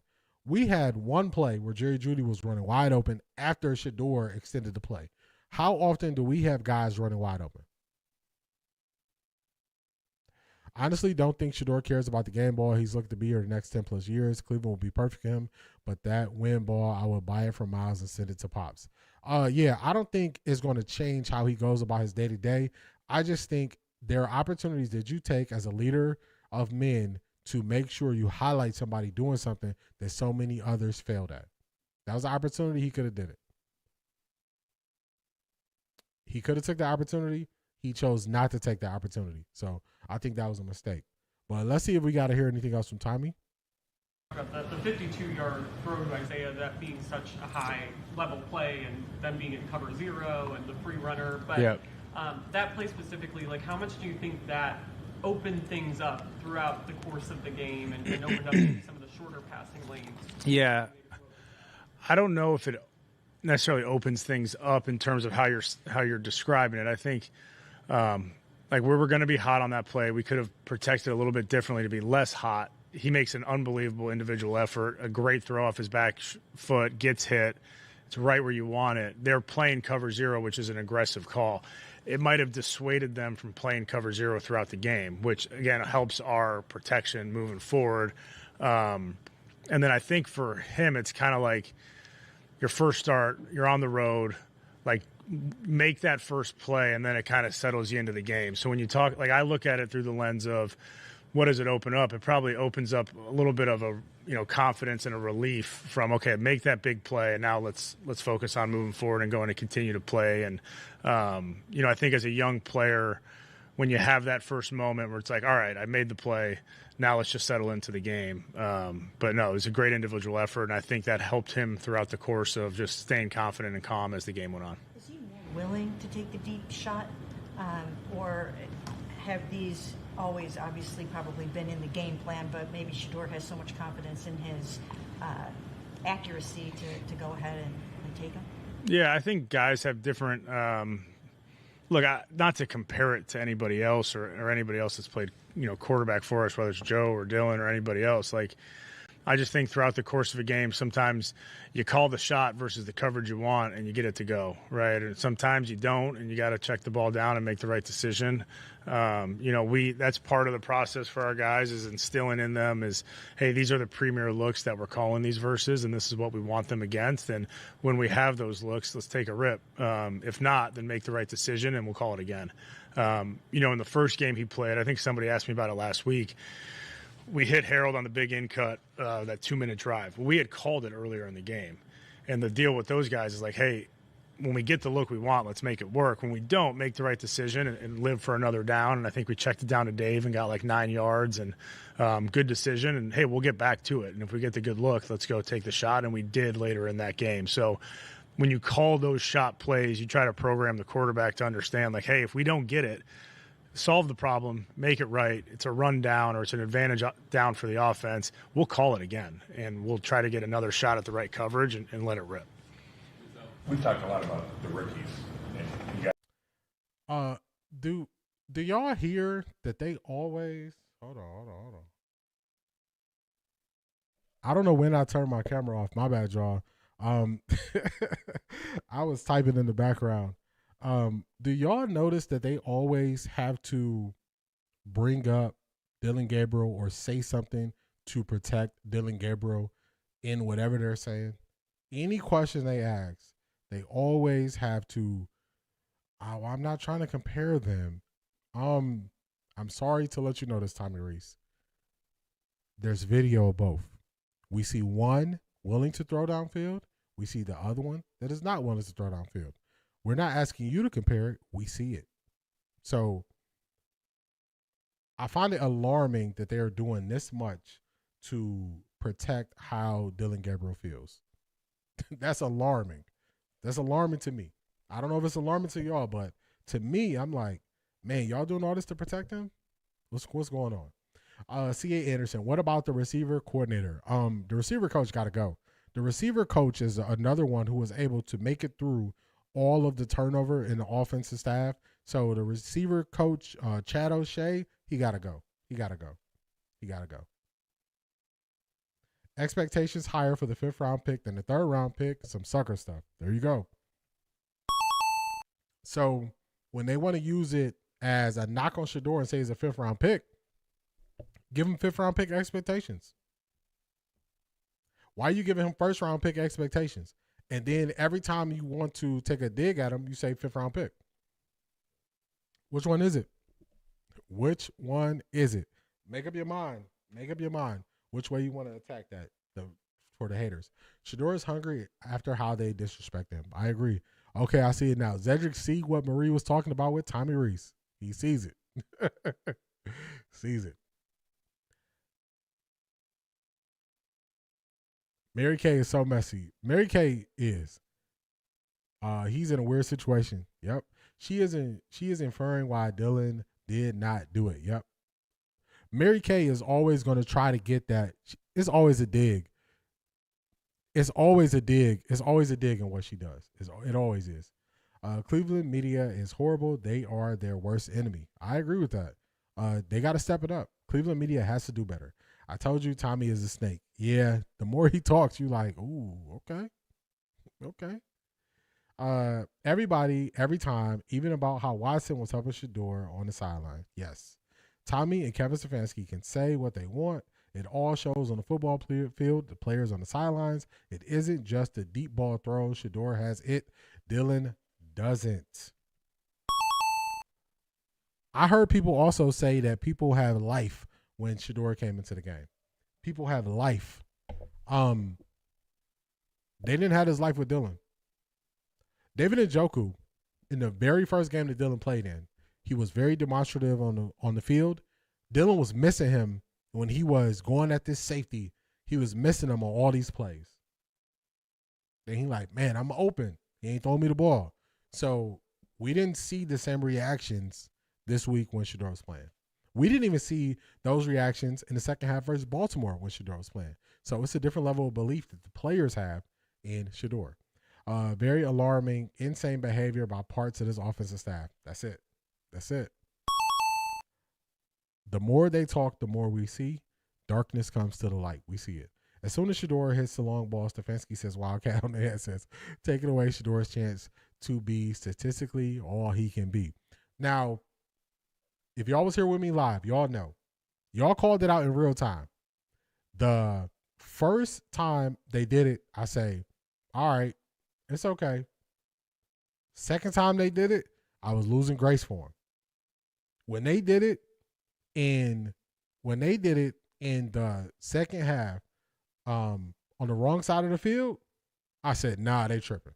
They tripping. The first time, y'all remember, I gave him a pass the first time. After that, couldn't rock with it no more. I didn't like it. I did not like it. There's a vibe, energy, and personality to the Browns with Shedeur. It is. It's there. It's there. Nephew is a rock star, and they hated rock star life. Yeah. They can't stand it. They don't understand it. They don't know how to deal with it. Let me tell you why they downplay Shedeur. They're trying to take credit for Shedeur's success. They are. So think about this, y'all. If you were a person in the organization, now this is not to the public. This is to the organization. So when y'all are having these decisions, okay, well, Shedeur, we don't think he's ready. And Andrew Berry saying, y'all going to give him a shot whether y'all think he's ready or not, because I got to say so. I can eliminate the people who y'all think going to take his spot. I can get him out the way. You got Kevin Stefanski. You got Tommy Reese. You might even have Bill Musgrave. All in agreement, Shedeur not ready. They all might be saying that, right? You said that this whole year. Now, Shedeur showed flashes with no prep versus Baltimore. He shows more flashes, the 3 longest plays for the Cleveland Browns in one game since 2023 season. 3 longest plays. 3 longest plays. Now you got to respond to these plays, and now the pressure is on you for your play calling. And behind the scenes, you've been saying he wasn't ready. You in a very weird spot when now you got to heap praise on the person that you said wasn't ready this whole year. Remember, life lesson. When you make a mistake, don't double down on it. Don't double down on it. Kevin Stefanski could say, you know what? Shedeur is showing us some stuff that I didn't know he had, and I appreciate it, and we're going to grow with him, and we're going to put him in a position to succeed. Tommy Reese, man, the play he made where he rolled out, he got away from the pressure. He actually helped our offense. Tommy Reese indirectly said it. He helped our offense. By him rolling out, making that play, he got them out of cover 0. He got them out of cover 0. He got them out of cover 0. We can't run cover 0. He'll throw it over our head. What's the one thing I've been saying to y'all? When you attack defenses, everything is give or take. And if you attack them deep, they can't crowd the line of scrimmage. So now he is helping my weak offense and my weak play calling. But I said he wasn't good. Hey, behind the scenes, y'all know what I would be saying? Hey, I ain't know he had this in him, y'all. I changed my mind. The stuff I thought he was good at and the stuff I thought he needed to work on, he has exceeded that. We need to go all in with Shedeur. That's what I would do if I was Tommy Reese. It don't sound like he's doing that. It doesn't sound like he's doing that. It sounds like he's trying to temper everyone's excitement. Now, people think I say things crazy. They think I say stuff crazy because I say it first. I said Shedeur is playing against the Raiders, and he's also playing against the Cleveland Browns. Now, people who don't know any better, they would just clip that and say, oh, man, you just caping for Shedeur. When y'all hear these guys speak, do y'all believe they really want the most from Shedeur? I just asked y'all the question because I know how I feel about it. I know how I feel about it. So it sounds crazy because I'm early, but you don't hear people saying I'm wrong. The more y'all hear these guys talk, y'all hear what I already felt. It's seeping through his pores. Seeping through his pores. He helping your whack offense. Your offense that couldn't do nothing in the second and third quarter of a game. I didn't forget. The darkness coming to the light, y'all. It's coming to the light. Let's see. Where did I leave off? Let's get some of these comments. They keep bringing up Dylan because they get in dogged out for keeping him in the games too long. I agree with that, Detroit Gemini. As G. Bush would say, that's nasty work. You're right, Maurice. Nasty work. Nasty work. Shedeur wins 2 more games. Kevin Stefanski and Tommy Rees press conferences will be different. Book it. Yes. At that point, they have to come to the other side. They have to come to the other side. They got to save themselves. They got to jump off the Titanic, and they got to save themselves. Can't remember who said it, but they said he isn't just facing opposing teams, but he's facing the Browns too. I remember who said it, Cedric. Did you say the 3 longest plays since 2023? Wet 11s, I did.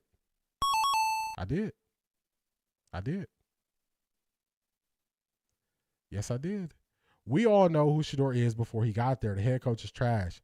I think Bill Musgrave is more of Shedeur's side than the rest because he has a relationship with Dion. I can agree with you there. James Woodard, what's going on? Welcome to the stream. What's going on? So far on the stream, we got Kareem Hunt talking on Kevin Stefanski. We got Emery Hunt saying which QBs he would not take over Shedeur. Talking all things Kevin Stefanski as usual. You know how I go. Welcome to the stream. Not enough yet. 49ers going to respect him with cover 0. Yes. They don't pressure the quarterback. The 49ers don't pressure the quarterback. They cannot risk sending extra guys to blitz and him beating them over top because they also don't have a good secondary. They don't have a good secondary. They don't have it. So what people think is going to happen, that ain't it. Oh my God! Wow!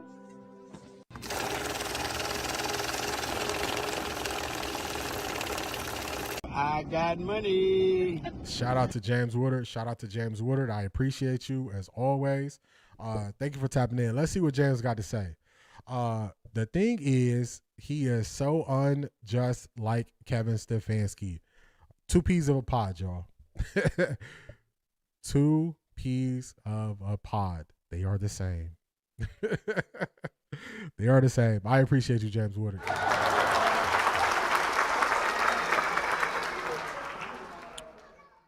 The defensive players love Shedeur. Did you play Delper's interview? I like his energy. Delper has a lot of energy, ton of energy. We can see if we got time. If we got time, we could definitely get to it. Yes, Grant says he loves what comes to Shedeur. Yep. Keith Hunt, Shedeur doesn't have a problem standing in the pocket. He's clearly making plays. There you go. Shedeur is constantly answering questions that people have about him. He can play from the pocket. He made plays from the pocket this week. He made plays from the pocket this week. People are just overlooking it. They're acting like it didn't happen. Shedeur just needs to win 3 to 4 games. Kevin Stefanski and DG will be done. Nail in the coffin. I agree with that. I can see Shedeur been challenging them too because his football IQ allows him to offer input and they don't want his input. There you go. Seems like they have a need to be right and not to be questioned. I can see them having that demeanor. I'm praying that the OC and head coach don't try to sabotage Shedeur during the game on Sunday. I can't speak for the head coach, but the offensive coordinator, if he wants to keep things going, he can't look too crazy out here. Can't look too crazy if you want to get to his next job. Get ready for the Wildcats. Unfortunately, we will see the Wildcat. Don't believe everything you hear about job prospects. They're trying to create this idea that teams want these guys as future coaches with their track record. Why would anyone want these guys? Tommy Rees had a bunch of college interviews, but I mean, to me, you can have him. Take him. Nobody's missing Tommy Rees. You can have him. You can have him. All good. All good. James Woodard came back. He said he sound like Kevin Stefanski when they talk. My bad, I'm driving. Hey, man, be safe on the road, man. Be safe on the road. Be safe out there, James Woodard. I appreciate your support. Be safe out there. God! Wow!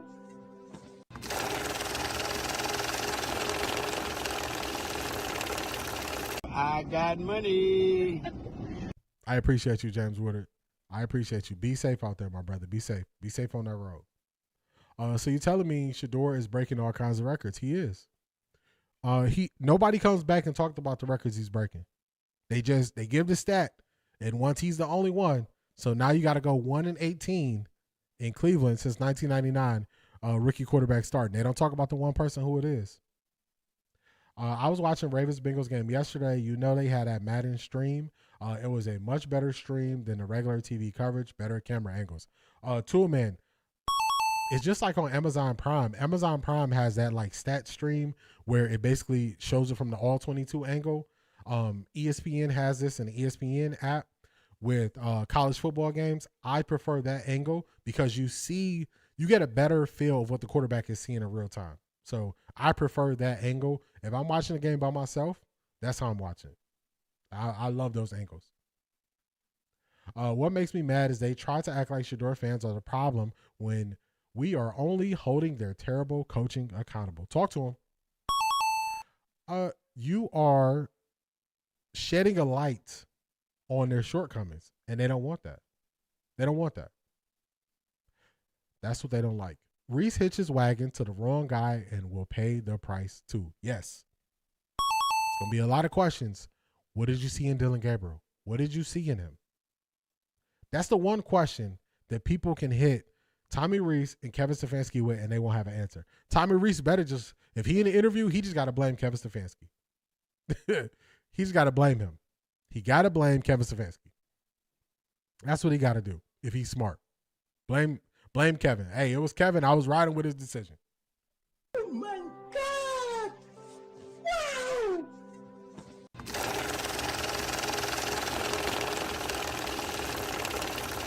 I got money. Drop Shanithia in the chat, y'all. Drop Shanithia in the chat. Shanithia says, I got something to say. Tommy's press conference is just an example of why Prime was in the Raiders owner's box. Just because you pick someone doesn't mean you get to mistreat them. I am tired of the be grateful they drafted me narrative. Oh, my goodness. Talk to him, Shanithia. Talk to him. I think that's a lazy argument. I think it's a lazy argument. The reason why it's a lazy argument is because we watch teams draft guys every year and mistreat them. They act as if it doesn't happen. We watch it all the time. We watch it all the time. We watch it all the time. So why would it be any different here? We watch the Browns miss on quarterbacks year after year after year. Why should we take what they say about quarterbacks seriously when they miss all the time? We shouldn't take it seriously. We shouldn't. They don't know what they're talking about. They don't know what they're looking at. They cannot tell you if a quarterback is good or not. They can't tell you. I don't want to hear what the Browns say or what they believe about a quarterback. I don't want to hear it. They don't know what they're talking about. Tommy knows he had to answer to Kevin. I agree. Got to answer to him. I think he is saying that because he knows Kevin not going to turn him loose. It could be the reason what 11s. If they bring DG name up again, I'm going to blow a gasket. Charmaine, what that tells me is Dylan is more fragile than we even know. Every opportunity they get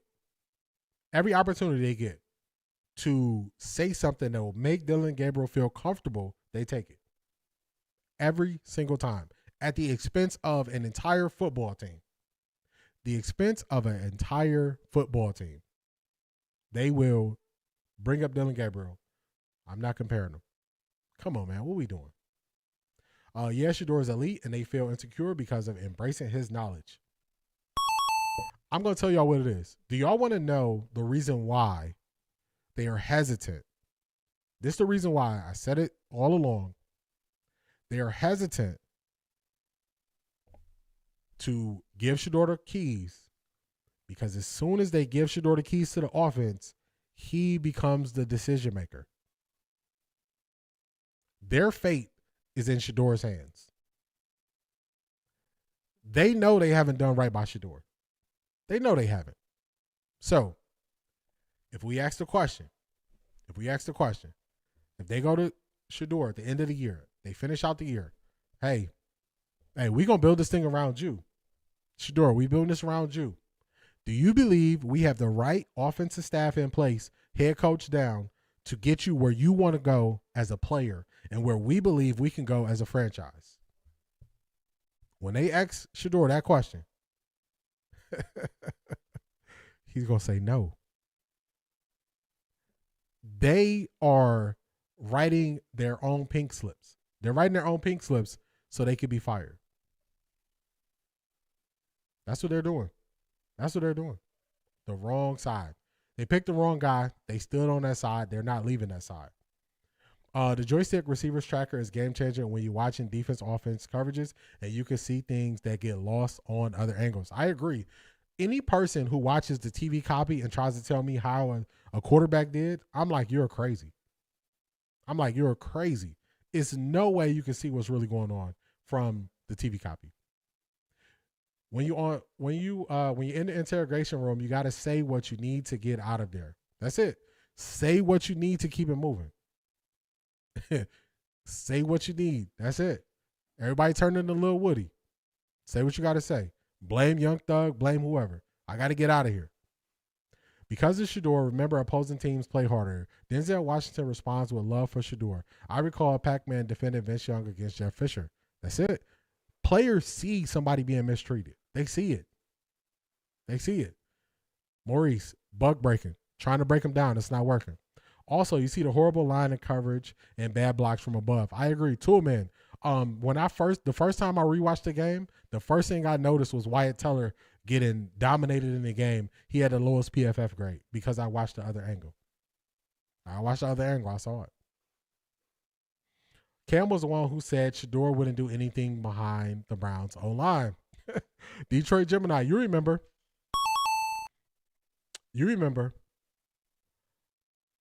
I said Shedeur got to go out there and play. You can't say, oh, he not going to do nothing different. He not going to. Nope. I need you to go out there and play. Put it on the field. Let the tape determine what you can and can't do. Let the tape determine it. Well, they said that DG was upset they drafted Shedeur. I bet. You going to draft somebody better than me?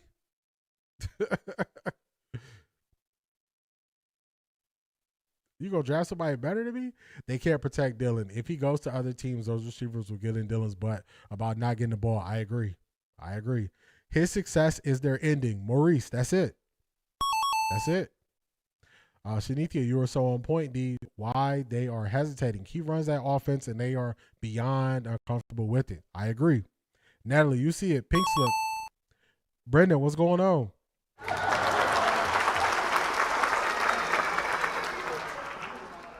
Y'all remember the scene on Friday? He gonna cry in the car. Hey, that's Brucey after practice. I knew Dillon kept crying to Kevin every day. Facts. I don't like that term. We not animals. He is not a buck. Man can't break what they didn't make. God made us. Man can't break us. I like that. Marie.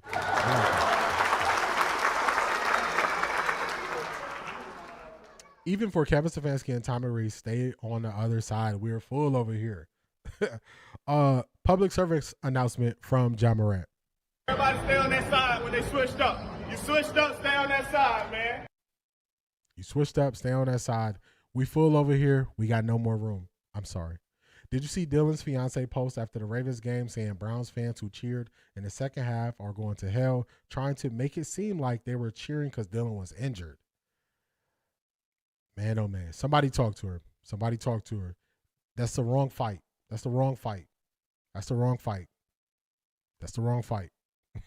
Somebody talk to her. I didn't see that post, Cedric. Somebody talk to her. It's the wrong fight. Every week Shedeur gets out there, he gets more comfortable. It's going to get dangerous. I have a gut feeling Judy going to have a good game. This is his last chance with me. Yeah, Judy owes us. He owes us. I know Dillon is embarrassed, but Kevin should have never put Dillon out there because they know he is not a starting QB. I agree. Doggy Bone, what's going on?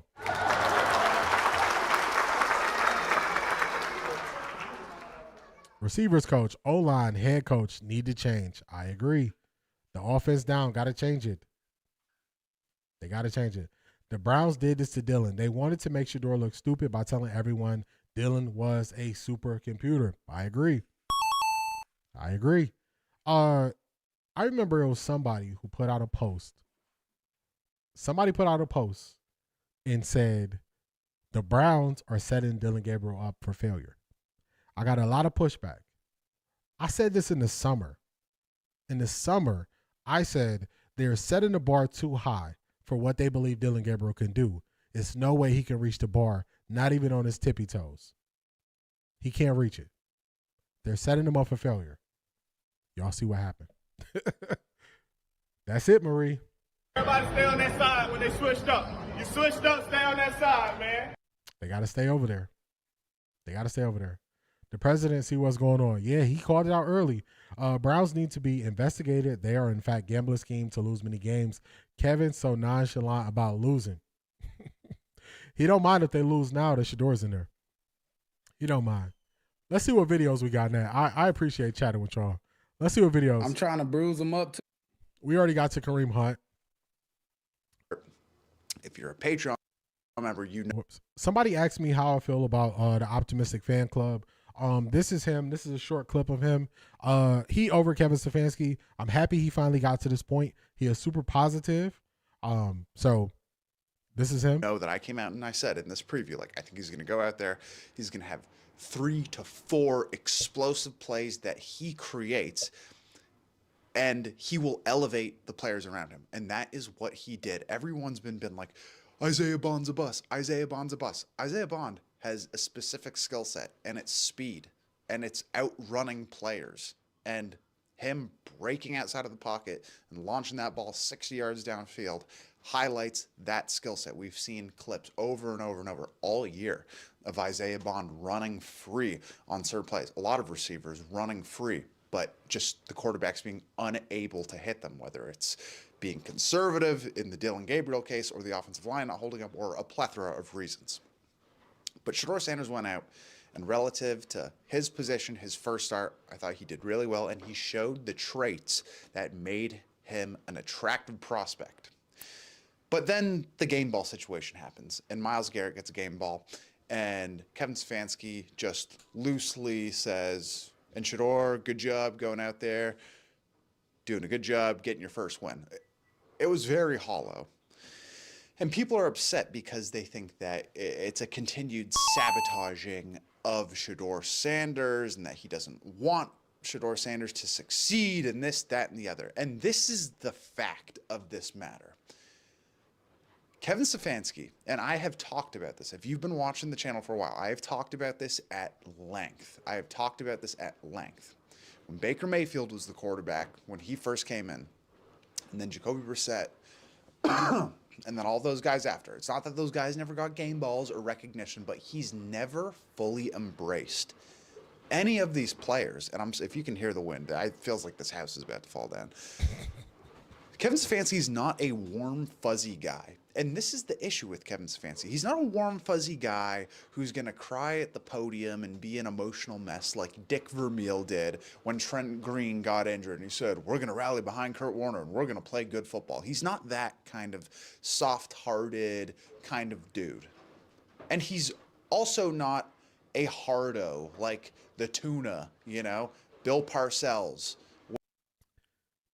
Everybody has made it to the same point. Kevin Stefanski is not it. I'm happy the Optimistic Fan Club finally made it to this point, but everybody sees it. So somebody asked me about Optimistic Fan Club. I believe he is logical and he thinks about what he says. He's not emotional and he goes based on data. So his approach is good. I'm just happy that he's over the Kevin Stefanski thing. I'm happy he made it to that point. So I agree with that. All right, I want to show y'all. So somebody called out earlier. They called out the Dallas Cowboys after their win and how their coach spoke on it. Hopefully this doesn't have music. We're going to see. Let's go.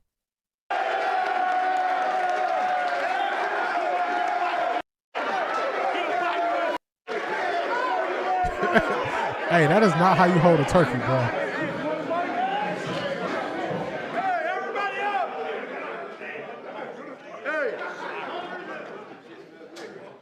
Hey, listen up. Hey, how about those last 4 days? How about those last 4 days? The heartbeat of this football team is different. I'm going to say that again. The heartbeat of you men, this team is different. And I am so proud. I will fight with you guys anytime, any place. Hey, listen up. Hey, we're going to start with the sacks. You ready? Here we go. Jamie Clowney a sack. Yeah. Dante Fowler a sack. Yeah. Davey Clowney another sack. Yeah. Okay, here we go. Touchdowns. Dak hit past CD. Yeah. Malik Davis 43 on it.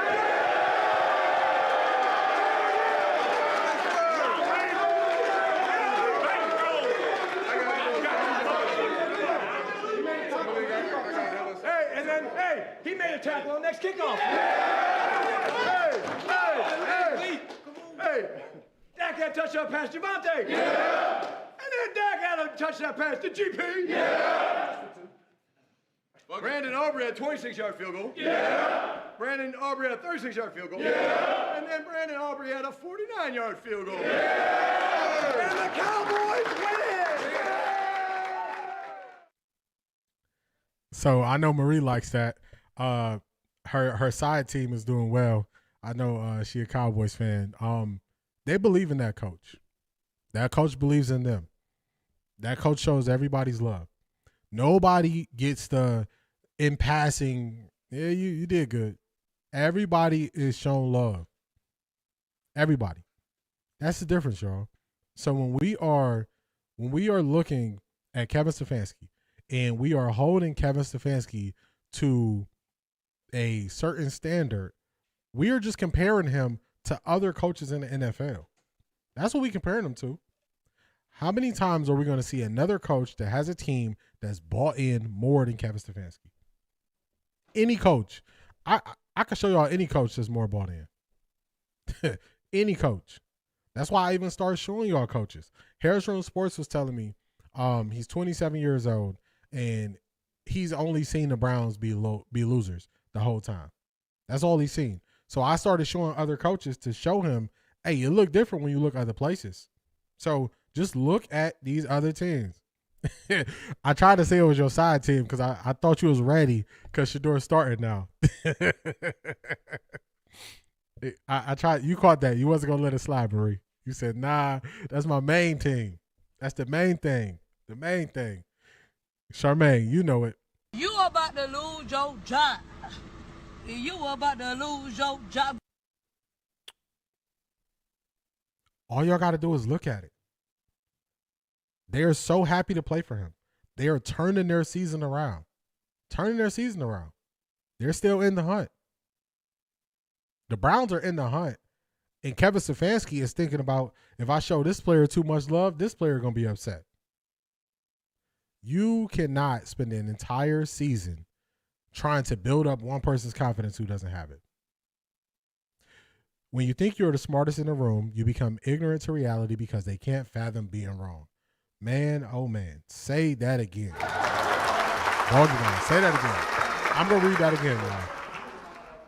read that again, y'all. This really sums it up well. When you think you're the smartest in the room, you become ignorant to reality because they can't fathom being wrong. Man, oh man. I love it. That's it. The last place you get to is I was wrong. You go every step of the way. You go everywhere else, but you don't get to I was wrong. Well, really, you just was wrong. You're just wrong. So I really like that, Doggy Bone. I really like that. But y'all see it. Y'all see these other coaches. Y'all see how these players ride for these coaches. When Kevin Stefanski speaking, half of them are just sitting there looking at him. They just looking at him. Kevin Stefanski talking, they be like this. When is this over? When is this over? We got dinner reservations, coach. We got to get up out of here. We got to go. What is his allegiance to Dylan? I don't understand. he is part of or represented by an agency who they're all a part of. And just a belief in him, which I don't see because nobody in NFL believed it. Now everybody is saying Dylan Gabriel probably would have been undrafted. It's insane. I think that connection with Dan Lanning is bigger than we think. It could be. That could be it. That could be it. It could be that. It could be that. I missed some. Okay. Two, man, you called that on his tippy toes. He still can't reach it. Who points from the 29-yard line? Yeah, that was crazy. Everybody was mad about that. They won't believe he has been set up to fail until someone they trust reports it. Problem is, those folks have no integrity. I agree.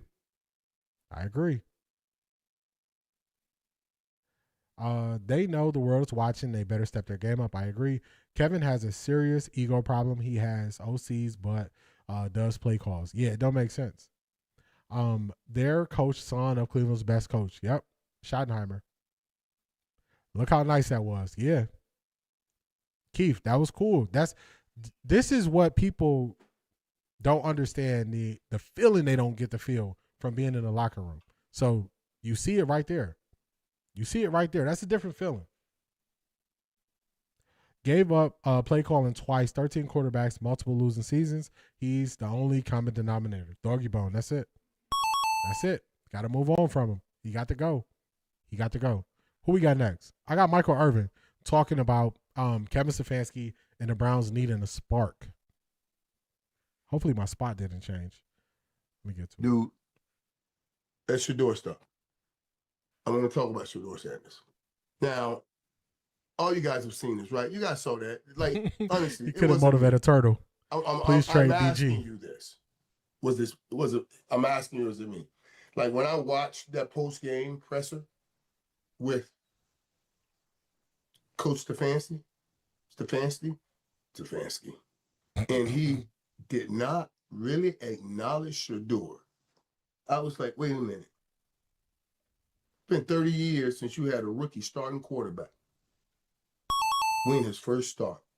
You're around here begging for wins, begging for victory. You see this kid get out of pocket, throw a big play. Myles Garrett looked like he said, maybe I did do the right thing, signing this big deal here. Because remember, he wanted out. He didn't know what you were going to do at quarterback. He was the first person they showed. And he was like, oh, maybe I got something here. And then for you guys, not to. For Coach not to acknowledge that, boy, we needed that victory, and victory feels good. You see what it works, what happens when we play together, we work together, things happen great for us. He could have said something like, because any true leader and great teacher, they know when to raise you up and give you something here. This locker room is thirsty for some hope. That's why you saw Myles Garrett act like that. That was hope. Excuse me. They're thirsty for hope. And you could have given him something. I understand he's worried about Dylan Gabriel, but he could have given him something. He could have said something right then, like, listen, I saw some plays on the field by a young quarterback who got his first start and his first NFL victory. Great job, Shedeur Sanders. Can't wait to see where this leads. Keep working hard. And everybody, yeah. Because now you got hope. You got some hope. A whole different attitude in the locker room. For him to skip over Shedeur like that, that was sad. That was crazy. Made me think, oh, there really is something going on with you, buddy. That was really bad, right? So people want to call out people who support Shedeur, and they want to say that they're misinterpreting things. He's not sabotaging him. now you have players saying that was a missed opportunity. And you don't have, because what they want to do is they want to say, nah, you got bench players who are saying that. Nope, you got the highest of the high. You got gold jacket players calling out Kevin Stefanski. Hall of Fame coaches calling out Kevin Stefanski. Nobody is going to say Michael Irvin isn't a winner, because the first thing they want to do is, instead of just saying I disagree with you, they want to tear you down so they can, bring you to their level. But they can't do that with Michael Irvin. It's a missed opportunity. Just because he didn't do it with Dylan Gabriel does not mean it wasn't a missed opportunity to not do that for Shedeur. He should have did it for both of them. Should have did it for both of them. Your first game that you win as a rookie, the same way they keep your first touchdown ball and they save it for you as a quarterback, you do the same thing when they win a game. So Kevin just missed the opportunity in both instances. I'm not saying he should have did it for Shedeur, not did it for Dylan. He missed the opportunity to do that for both of them. He missed it for both of them. And that's what people are calling out. That's what they're calling out. The thing about Kevin is, too, I'm sure he was aware of that fact, too. Of course he was aware of the fact. Kevin's not stupid. He's not stupid. Always remember this. Y'all know I got the sayings and the analogies, and they come because older people, have spoke life into me, and they've said things to me. And you can always play stupid, but you can't play smart. You can always play stupid, but you can't play smart. You can play dumb by not giving him a game ball, but you can't play smart. Kevin Stefanski knows exactly what he's doing. He's making these choices to not do these things. Always remember that, y'all. He's making the choices to not do these things. He's making the choices. That's what he's doing. Kevin Stefanski, no, that was not right. DG, Kevin Stefanski, your service is no longer needed here in Cleveland. Goodbye. I can't argue with that. Kevin Wills has exposed himself. I can't wait to see his response after a win on Sunday. That's it. That's it. What do you think they will do with DG at the end of the season? He's on a very cheap contract. I see him being here, just being a backup. Just being a backup. Only because of the financial situation that the Browns are in. Now, 2 years from now, I don't see him being here. But because of their salary cap situation, then they would try to have to go sign a backup, and they got him. I don't even think he makes $1 million a year. I think he just sit on the bench, and he's just a camp arm. That's what I think. I bet you they win Sunday, his tone is going to change. See, Kevin Stefanski, I don't think his tone going to change. Because think about it. Every win is worse for him. Every win is worse because he told everybody this guy wasn't ready. So now they go win games. Every win is worse. Every win goes against what he wants. AB trading DG. If somebody want him, I don't think he would hold on to him and say we wouldn't trade him. But if somebody came and traded for him, yeah, AB would definitely be willing to trade him. But I just think if you look at the money side of it, I don't think it's somebody you just go immediately cut or anything like that. You just, hey, you know your place. You're a backup. If Kevin goes, Dylan goes too. If it comes out that Kevin was doing a lot of messed up stuff behind the scenes to prompt Dylan up, then I would say you got to get him out of the locker room. But if that doesn't come out, he could be there. He could be third string. Third string, he ain't messing with nobody. Emergency quarterback. Do you think they will trade Shedeur? No way. No way. No way I think they trade Shedeur. So what they're going to do with Deshaun? I think Deshaun comes back too. I think the cap hit for Deshaun Watson next year is like $80 million. So I think that's too much. I think they just, if it's me, this is what I'm doing. Shedeur is my starter. Deshaun is my backup and my vet in the room. Dylan Gabriel is my third string quarterback. He's my camp arm. That's what I'm doing. That's what I'm doing. Only because of the financial implications. Because Deshaun Watson, when you need a veteran on the team anyway, and you can't just write off $80 million like that. It'll hurt your cap too much. So that's what I would do. Watch all of this, and he's still going to win another Coach of the Year. Man.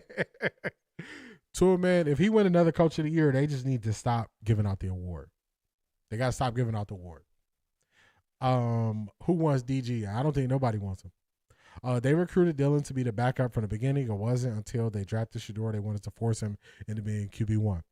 Yeah, I mean, you drafted him to be the backup. Hey, he found his spot.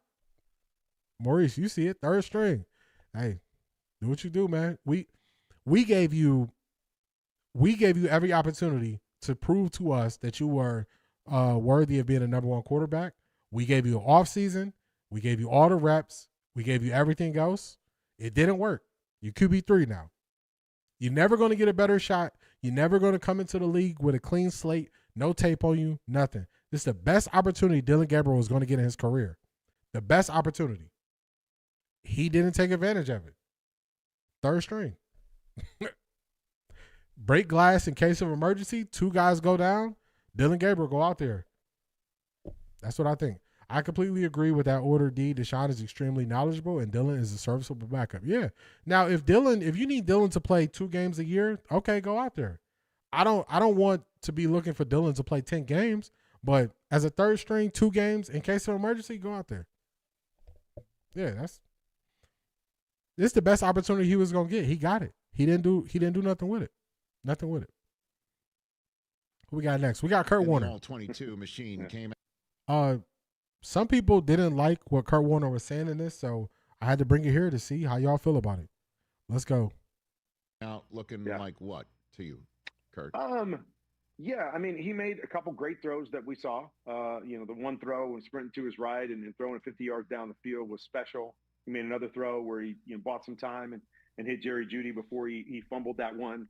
But I would say, overall, I'll say an average performance, but I also don't think they really tried to do a whole lot in the pass game. Like there wasn't a whole lot going on. Like, again, those 2 plays that they had were kind of scramble plays off of pressure. His touchdown throw was a screen. Like, they just didn't really do a whole lot in the passing game. So I can't say that it was just an incredible first start for Shedeur, but I can't say that it was terrible. Like, it wasn't like he was missing a bunch of things either. It just, it was pretty uneventful outside of those 2 really nice throws, which excites you because you see obviously some physical potential with what he does and what he brings to the table. But I guess I would say it's more just an incomplete where they didn't have to do much because the Raiders were bad. They didn't call a lot for him to really showcase his skill set. But hey, you get a win, you make a couple great plays, you get a touchdown pass. And I think it's something great to build off of as they move forward. And I can't wait to watch them expand things and see where he goes. Yeah, what are you expecting? What do y'all think about that? What do y'all think about what Kurt Warner said? Do y'all think that's fair? Do y'all think that's foul? Let me know in the chat. Let me know how y'all feel about Kurt Warner's assessment of Shedeur's Week 1 game. Or first start, I'm sorry. Let me know what y'all think.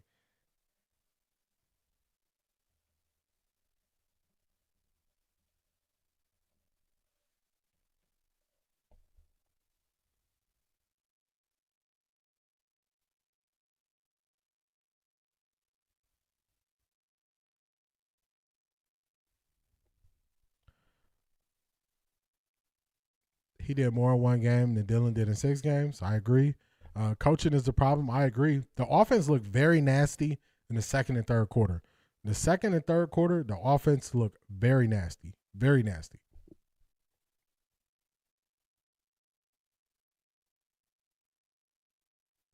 Wet 11s. I'm looking up Kurt Warner's first game for you. They never evaluate other rookies this hard. This is so annoying. That was my issue with the QB school.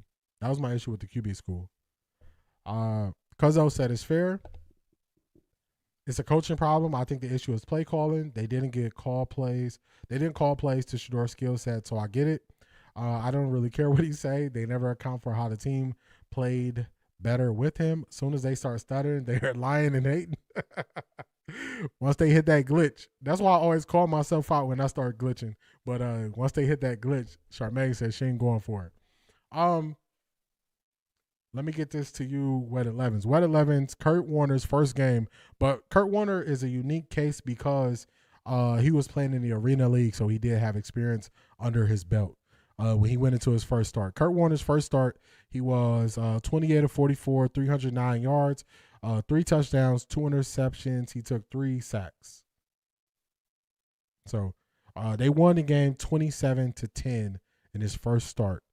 So not a bad start. He did have 2 picks, but that was a different time.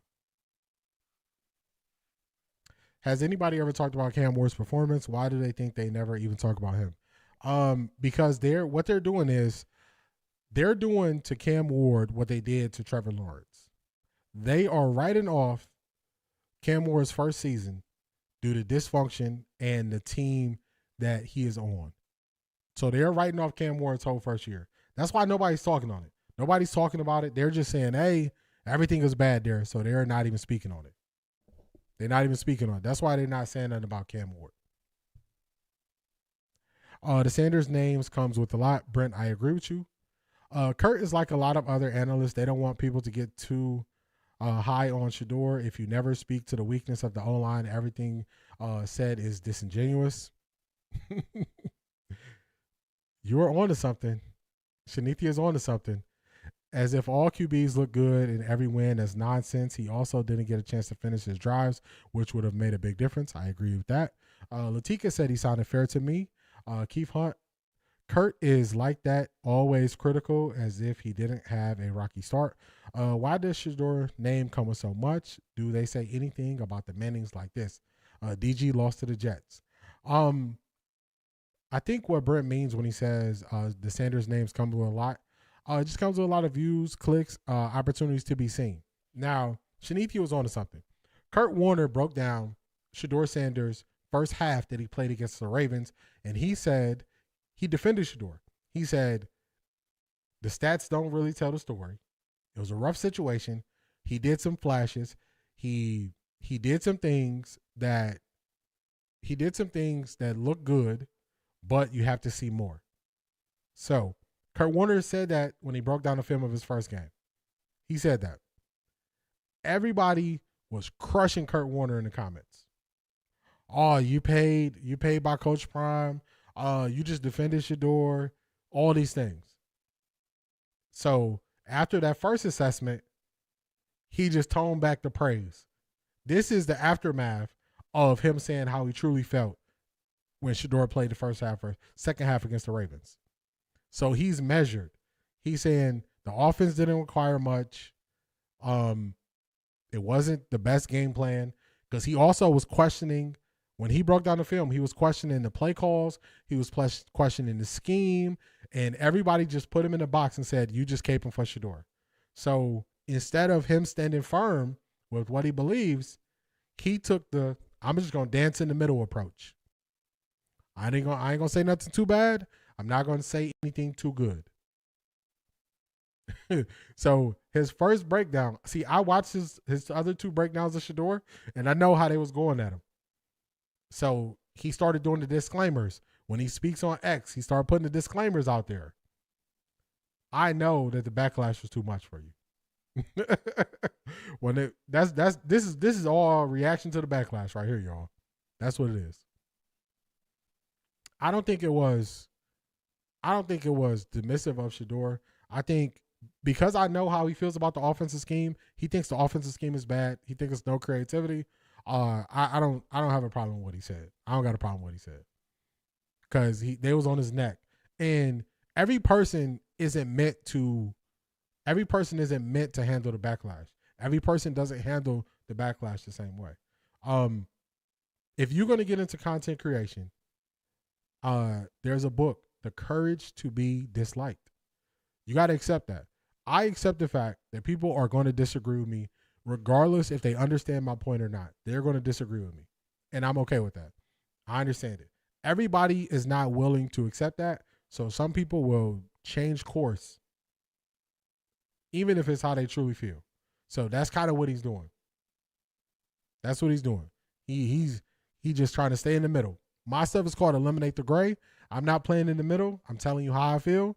And if people don't agree with me, that's fine. As long as you don't disrespect me or disrespect the chat or anything like that, you can disagree with me. Just don't be disrespectful. So that's what it is. That's what he's doing here, y'all. That's what he's doing. That backlash came for him. He didn't want no problems.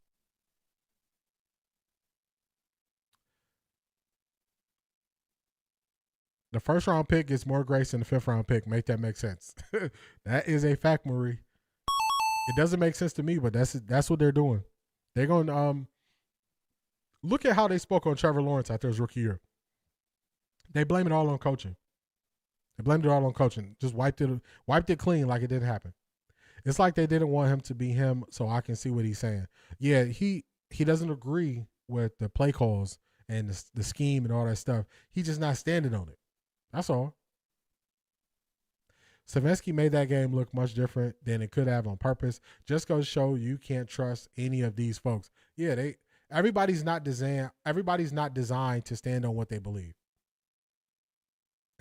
Take all the views with a grain of salt. Yeah, everybody's not designed for it. How many people we seen switch up? That's the whole reason John Moran is here. Everybody stay on that side when they switched up. You switched up, stay on that side, man. That's the whole reason why John Moran is here. John Moran is here because people are not willing to stand on what they believe. I'm willing to stand on what I believe. I'm willing to be challenged, and I'm willing to stand on it. So I don't expect everybody to be that way. And I know everybody won't be that way.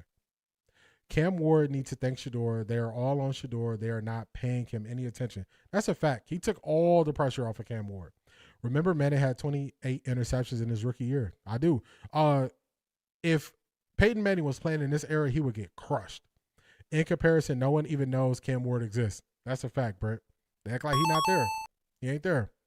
So I see through these situations like this, and I know what it is. So what I do is when people get to this point where they're not really saying how they truly feel, I just kind of don't use as much of what they say because I know they're at that messed up spot. They're in that position where, two more people hate on them, they're going to crumble. So I can't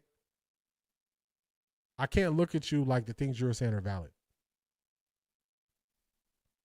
Unless you were a rabid college watcher, you would not know Cam Ward without Shedeur. That's a fact. I agree with that. Archie, 6 more years in college like DG. Arch Manning is definitely going to need that DG package. He need the DG package for sure. He needs time, y'all. He needs some time.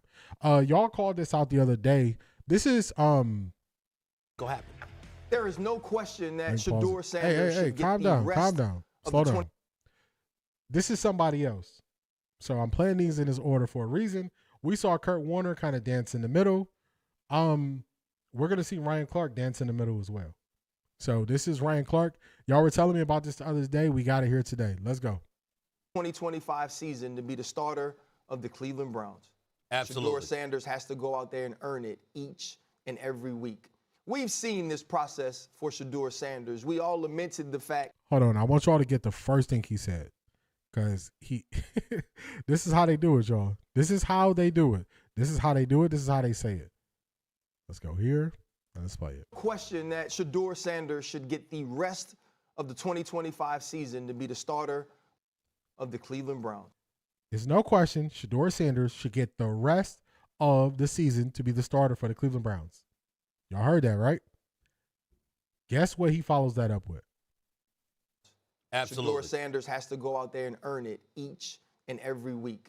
We've seen this process for Shedeur Sanders. Shedeur should be the starter for the rest of the season for the Cleveland Browns. Then you follow that up with he should go out there and earn it every week. So my question would be, this is my question. Why are we not allowing Shedeur the opportunity to play without looking over his shoulder? Why are we not giving him that same grace that we gave Dylan Gabriel?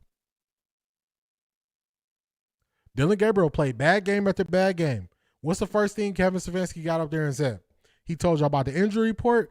Dylan Gabriel's going to be the starter for next week. Dylan Gabriel got a concussion. If Dylan Gabriel clears protocol, he's going to be our starter next week. So he had all the support from Kevin Stefanski. Dylan Gabriel did. He did nothing with it. Shedeur earned the right to be the starter the rest of the year. He shouldn't get grace. Every single game, he got to earn his next start. Every single game. This is when I tell y'all that people, they don't want to stand on a side. They don't want to pick a side. With a rookie quarterback,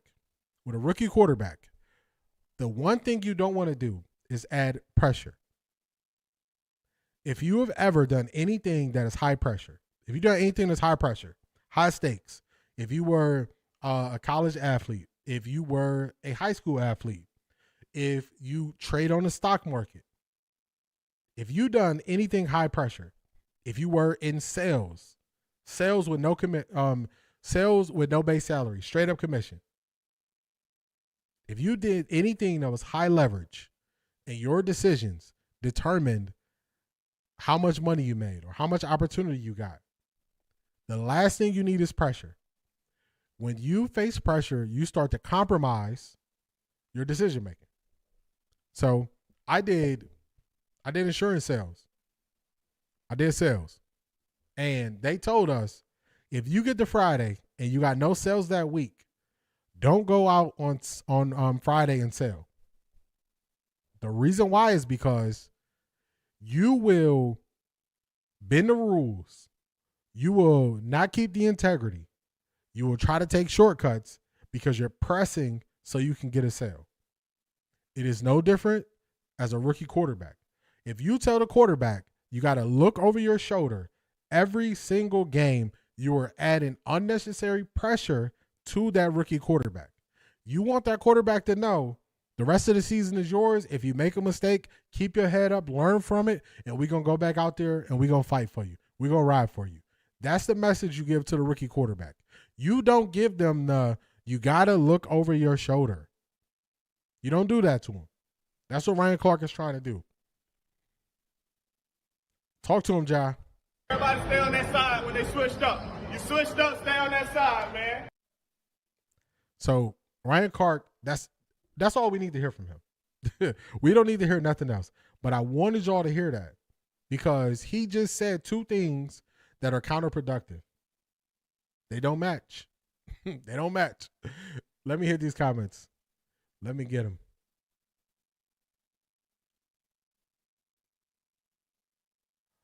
Ryan Clark mad because his son did not make it. Goodbye. Now here, wear them Browns colors. Yeah, switching. He tripping. Why Ryan Clark? Ryan Clark be tripping. Just an example. Ryan really works my nerves. I really used to like him on the pivot. He totally switched up when he got to ESPN. He acted totally different.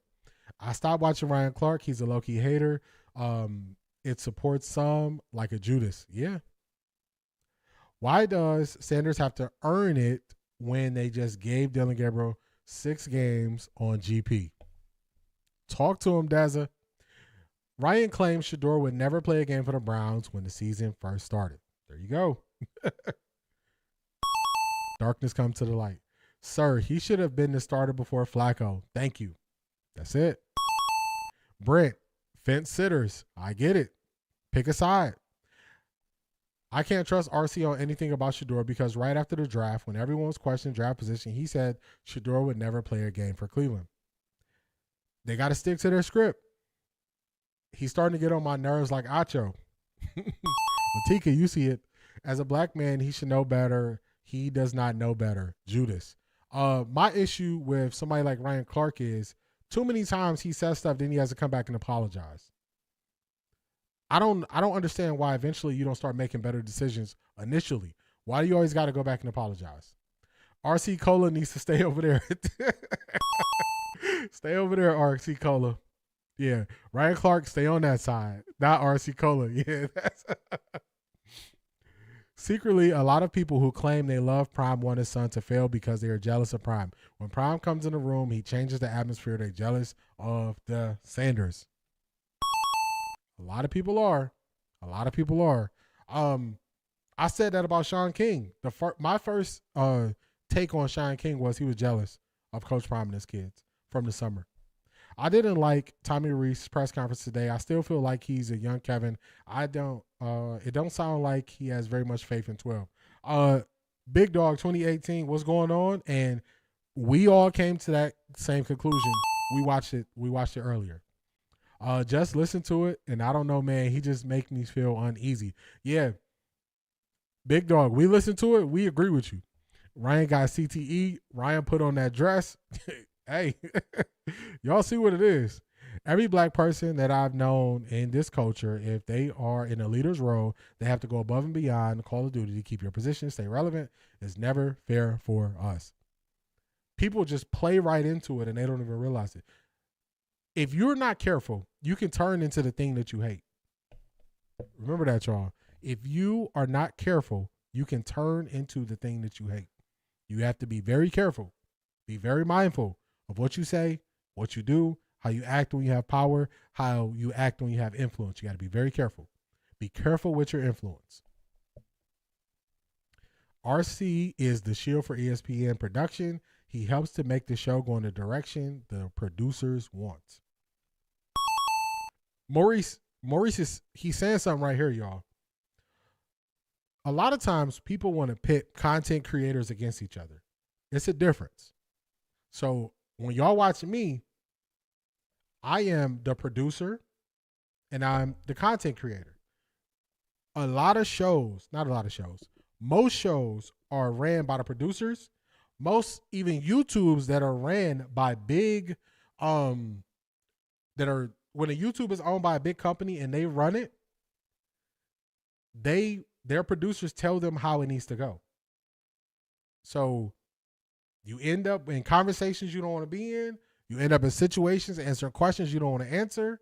And that's how a lot of these people end up in these spots. And Maurice is calling it out. He steers the conversation in the direction the producers want to go. That's what he does. That's why I like to stay independent. I like to stay on my own because that gives me the freedom to not just go into these landmines and landfills and, I got to keep coming back, apologizing the next day and, you know what I'm saying, putting out statements on X. I don't want to end up in that position. So when you're being led by the producers, they lead you right into it. I'm so glad God is in control and not them. That's a fact. We got to take their voice and stop watching them. That's it. That's why you see I didn't play much of it, James. I played that like 14, 15, 20 seconds, whatever it was, and that's all we need from it. They do not think rationally when it comes to Shedeur for some reason. Zedric, have you noticed that I've been calling people out for saying they never looked at Shedeur as a football player? It's a reason I'm saying that. When they speak, they get to football last. Football should be first if we're critiquing a football player. It should be first. That's what it should be. It shouldn't be last you get to football. Football first. That's why Shedeur can walk the walk. He walked being confident and knows he's worth it because God is in control. Yep. He know they don't have control over him. What did Tommy say that makes it seem like he don't like Shedeur? I missed it. He sounds like a mini Kevin Stefanski. And also when he had the opportunity to give Shedeur props for the play he made, where he rolled out to the right and he got them to not go back into cover zero defense by throwing it over the top to Isaiah Bond, he just kind of played it nonchalant.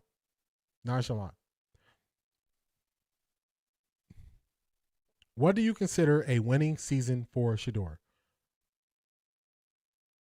For Shedeur or the team? If you're asking me what I consider a winning season for Shedeur is to Shedeur to go out there, get experience, get better every game. Stack victories.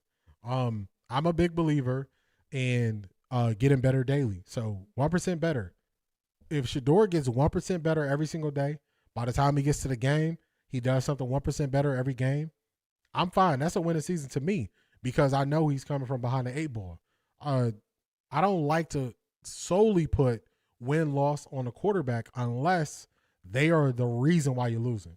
So in a Browns situation, if you are making it harder to play offense, you're the reason why they're losing.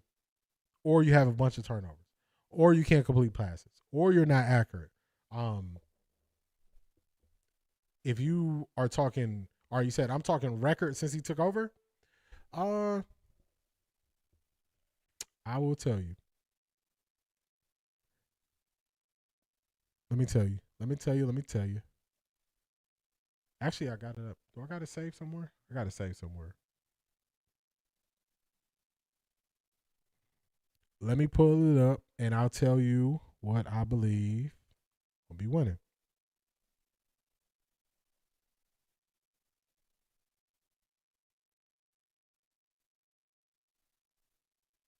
All right, so we got 6 games left. You win 3 of these games at this pace, at the pace that the Browns are on. You win 3 of these games, that's success. 3 games. 3 games is success. You double the Browns' win total from last year, success. You get the Browns to 6 wins, success. You doubled them up from last year, and 4 of those wins come from you or you being at the helm and you making a difference, success. Success. Patiently waiting for RC to get fired from ESPN. He going to say something he can't come back from. Remember, Ryan went after RG wife. Then RG let us know RC has a non-black daughter. Then came the apology. Yes. I'm always mindful of people who got to keep apologizing. Always mindful of that. Always mindful of when you got to keep apologizing, because that lets me know you're just not level and measured in how you speak. So you'll say anything. You'll say anything. I agree, RC, when he went after RG3 because RG3 was out of pocket, talking about Angel Reese. That's why I said RC is selective with his support. Yeah, I just don't like people that always got to apologize. I just say that. They spend too much time trying to downplay what he brings to the table. I agree. Yeah, you double the wins. You take the Browns from losers to winning 6 games. You double the win total. You're at the helm. You're the reason why they win, 6 games. 4 of them are from you. That's success. He go 3-3 the rest of the way. To me, that's success. Because that is what's going to matter to Jimmy. Yeah, you want to. Jimmy has him said winning 3 games is not enough. So you double the win total, you get him to 6. It's a lot better. Also, Kevin Stefanski got to answer the questions why Shedeur wasn't out there earlier. He got to answer the questions. No one can deny progress and wins. 5 wins and it's a wrap. Yeah. If he's responsible for 3 of the wins and you only got 5, if they beat one of the good teams, that's going to be legendary. They got the potential. I can see them beating the 49ers, who are 8-4 at the moment. I can see them beating the Buffalo Bills, who don't have the offensive power. So I can see them easily. I see them beating the Titans. I see wins there. RC likes to flip-flop. Yeah. Where's Van when you need him with the flip-flops? Where is he? Shout out to Van. He always catching the replay. Shout out to Van. Shedeur Sanders didn't go for what he knew he wouldn't stand out because they wouldn't want him to be great. That's it. He's about to double Flacco and Dillon at the same time. He gonna lap him. Let's see what I got last up on the docket here. What we got last? I think this is a huge point, and I think that's. I got UCSS. I think Kevin Stefanski. The more games they win with Shedeur, the easier it is to move on from Kevin Stefanski. There are people on UCSS who feel otherwise, but I don't think they thought their thoughts all the way through. So do we all think they will beat the 49ers? I think so, but nervous because of the offense. I think they beat the 49ers mainly off the strength of their defense. Their defense, forcing turnovers, getting pressure, and I'm not too concerned if the defense get us some short fields. We play the field position game. I see this as a game we could win. We can easily win. So I'm not worried about this game. I'm not worried about it. I'm not saying it's gonna be a cakewalk, but my level of threat is not high because the 49ers just aren't this juggernaut. They have a name, but we broke it down early. Their offense is middle of the pack. Both of the quarterbacks throw a lot of interceptions, so they turn the ball over, and their defense is not good. Their defense is bottom of the league defense. So I don't I don't think this is a team. I'm not afraid of them. I think we definitely beat them. C.A. Anderson, I agree. We can beat them. We can beat them. Now, this is UCSS from the other day. They're going to try to make a case for keeping Kevin Stefanski. Listen to this, y'all.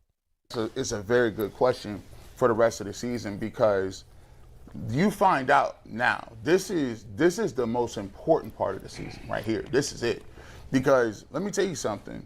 I just saw a stat that said rookies accounted for basically 82% of all production. Cuzzo, I agree with that. Myles Garrett is going to be that factor and say, hey, I balled out. Myles Garrett go win the Defensive Player of the Year and say, hey, we got to do something. We need a new coach. In the game against the Raiders. That's passing, rushing, all the above, right? And if you got these guys that are major key points and major key fixtures in your offense, in your team, these games are monumental because now the biggest thing in the world, and you know, when I was coming off my freshman year playing, the freshman year was just like you get thrown in, you started a bunch of games, and in my mind I was like, oh, okay, now I'm getting it. I understand what y'all want me to do. Yeah. Now it's time in the offseason. Let me work on my individual game so I can actually add something to it. So Judkins has no offseason, right? He came in regular. Right. You look at Isaiah Bond, came in off the street. You look at some of these other guys that Carson Schlesinger played the entire year. That experience is invaluable. And then, too, let me just tell you something, and I was sitting there thinking about this. Even this game, this is a good San Francisco team. This ain't no bum team. If the Cleveland Browns are able to win this game or some of these games, it's going to change your outlook on everything. Because look at it. You get this win, you start to look at the schedule. Mm-hmm. And then even if you got Buffalo and Pittsburgh, right? If you play them hard or you play them solid and you lose by a couple of points, but it was a high scoring affair, or you played really well, you're gonna come away feeling good about it because you're like, bro, we out here playing with a bunch of rookies. Yeah. And the reality of the situation is, just like Andrew Berry can possibly save his job, I'm gonna tell you something right now. If they go out there and they upset a couple of these squads, and you beat a Pittsburgh, and you get to win against Tennessee, and you look good, there's gonna be conversations about who's going. Kevin Stefanski, isn't it ironic that Shedeur Sanders could help save Kevin Stefanski's job? Especially if he looks good. Some people don't want to hear it, but that could happen. People think that he hates Shedeur. Which I don't believe. Crazy. It's wild work, as Garrett would say. It's like you got to think about it, because if he plays, especially if he plays well, because technically, to be truthful, I always said. So y'all heard that. They're trying to make the defense and lay the groundwork for Kevin Stefanski coming back. They're going to make an example of a college coach or a coach that the Browns kept, and then at the end they're going to say fool's gold and say that they made a mistake by keeping the coach. So by the time they get to the end of this conversation, it's going to go right back to it will be a mistake to keep the coach. C.A. Anderson, I know you watching this part of the stream like this. I can't listen to that. I think keeping Kevin will all depend on Shedeur getting the QB1 next year, and Myles, they don't want Kevin to stay. Yeah, they don't want him to stay. I can't get through 5 minutes of that show. If y'all knew, when I'm looking at topics on UCSS, I play that thing on 2 speed because there's a lot of filler stuff that is hard to just sit and listen to. So I understand if you don't sit and watch this. Let's get to the very end of what they're going to say. I want y'all to hear this. The only thing Kevin Stefanski really controls now is the timeout, in fact, the challenge flag and the timeouts. Like, he is not the coordinator. He's not calling the plays. Tommy Reese is calling the plays. Yeah. I've always said. But he's obviously still involved in the offense. I mean, yes, but you got to think about it. If Tommy Reese plays well, or they play well, and Shedeur looks good, that's the more influence Tommy Reese got. Because they're going to say, I'm a first-year coordinator. He's going to have opportunities to go to other places. He's going to be well thought of. So, listen, with Jay Crawford, a rising tide, they raise all boats.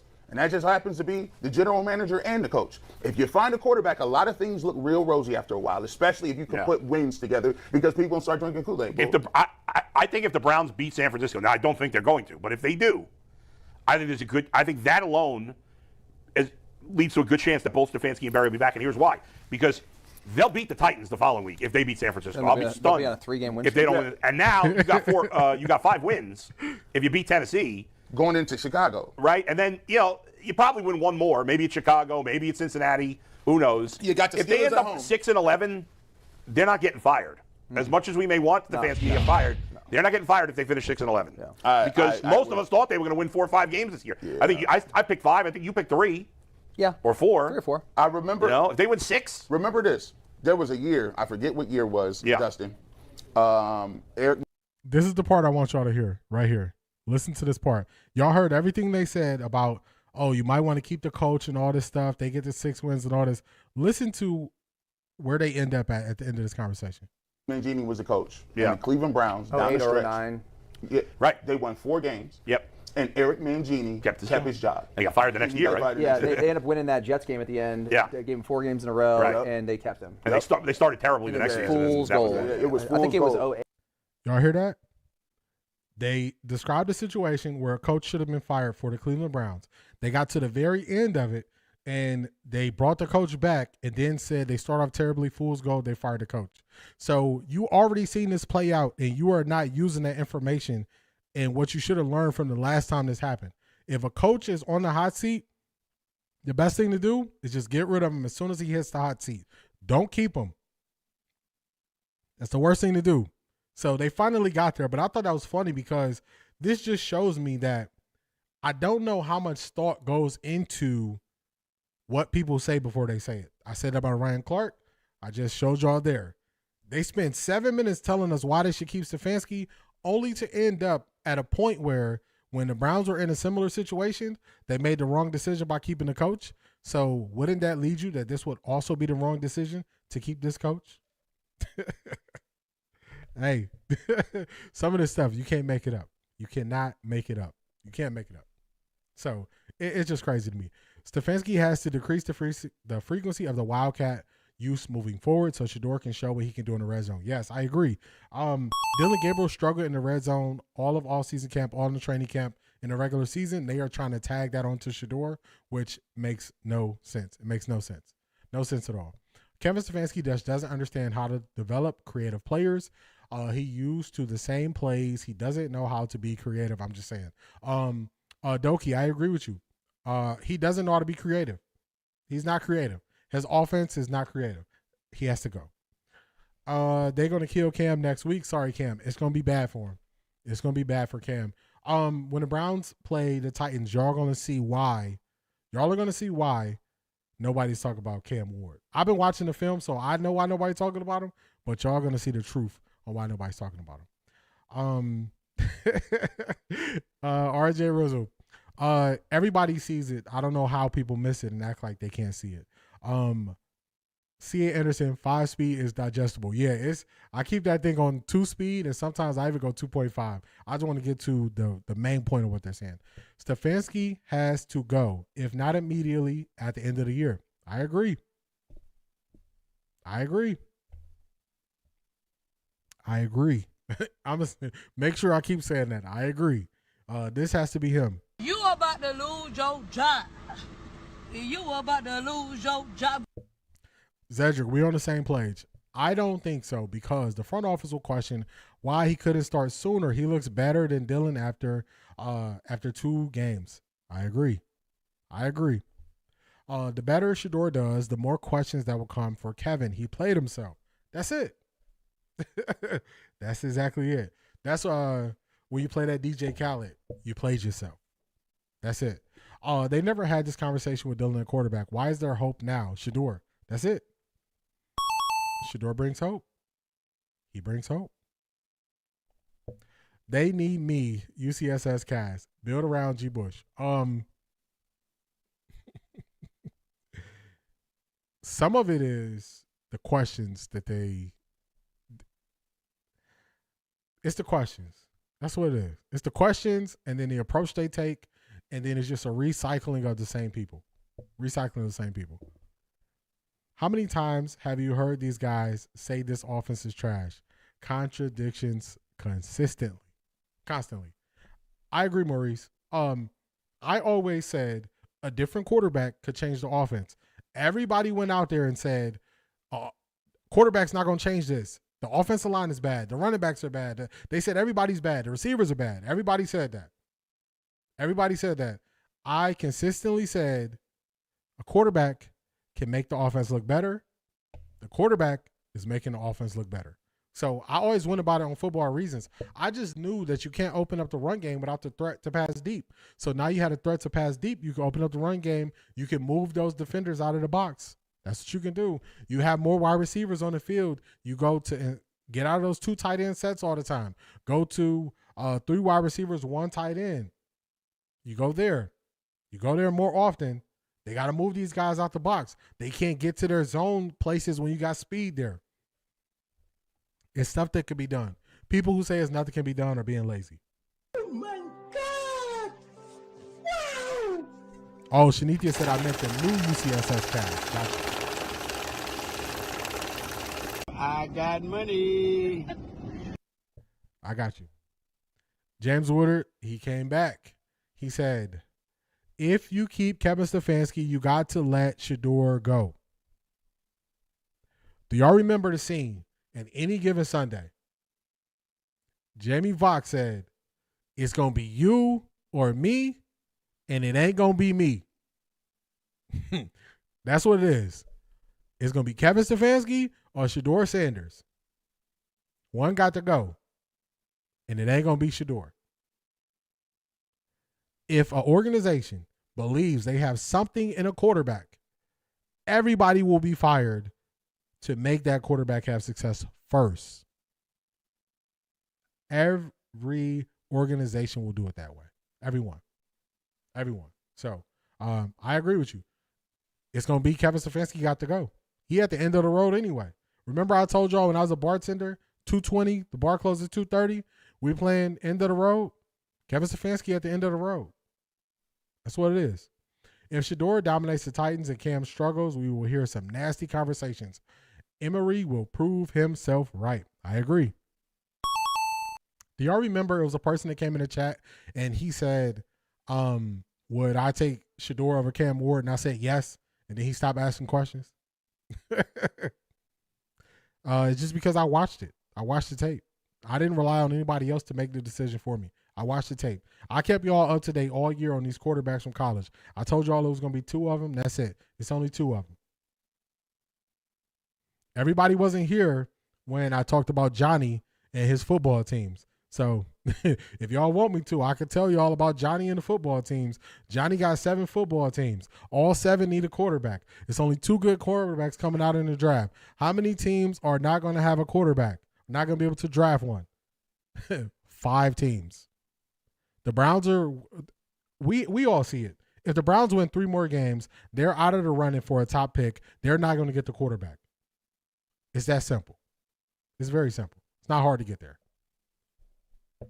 But the concepts are still bad. The concepts are very bad in this offense, Maurice. They're not up to date.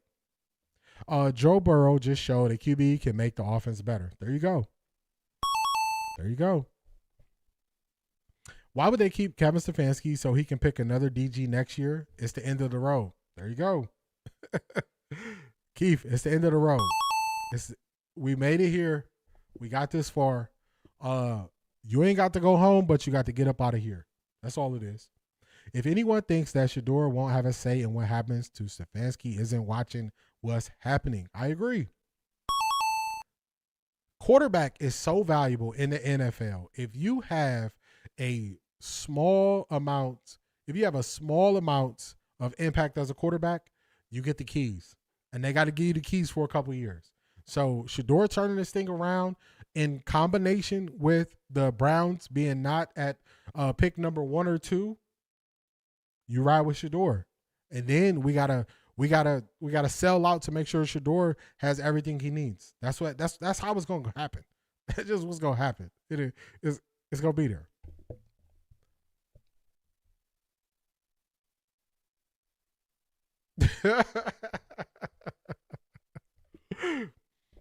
Live your life, my friend, but your energy is 5x above UCSS. You don't want to work there. Their QBR rating is a 1.2. A 1.2. You're funny. Funny seeing Anderson. I remember Cam Newton said there have been more first-round busts. Can you look it up? I'm interested in knowing over the last 15 years. I was doing some research. Let me see if I can find it, if I can get to it fast. In the offseason, I was looking at quarterback success based on where they're drafted. If I can get to it fast, I'll get it to you, Wet 11s. Let me see.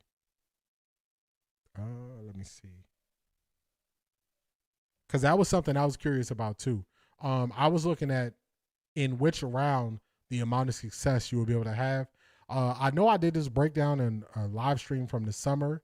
So if I can't find it fast today, I'll find it and I'll have it for not on the weekend live stream, because we got tomorrow live stream at noon. Ohio State against the team up north. Then Sunday we got the Browns. So at worst case scenario, if I can't find it now, I'll have it for you on Monday, Wet 11s, because I did look into it. Let me see if I can find it real quick in my notes. I got a bunch of notes.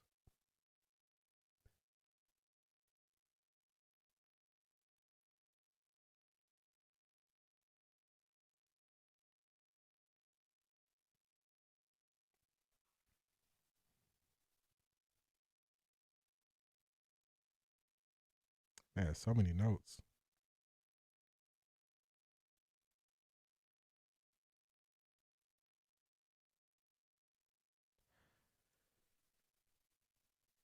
I'm gonna have to look it up for you. I'm gonna have to look it up for you, Wet 11s. I have it for you on Monday. I did a breakdown of quarterback success, and the metric was quarterbacks that led their team to the playoffs, just to the opportunity to play in the playoffs, and I broke it down by round, and then also I broke down which quarterbacks from each draft were able to do that. So I got a bunch of notes I'll have to dig to find it, but I'll have it for you. I have it for you on Monday. Monday stream, I'll have it for you. If I can, I'll listen to my old live stream, see if I can find it. If not, I'll bring it for you. Let me see. What did my bot get you for? I don't know. Let's see.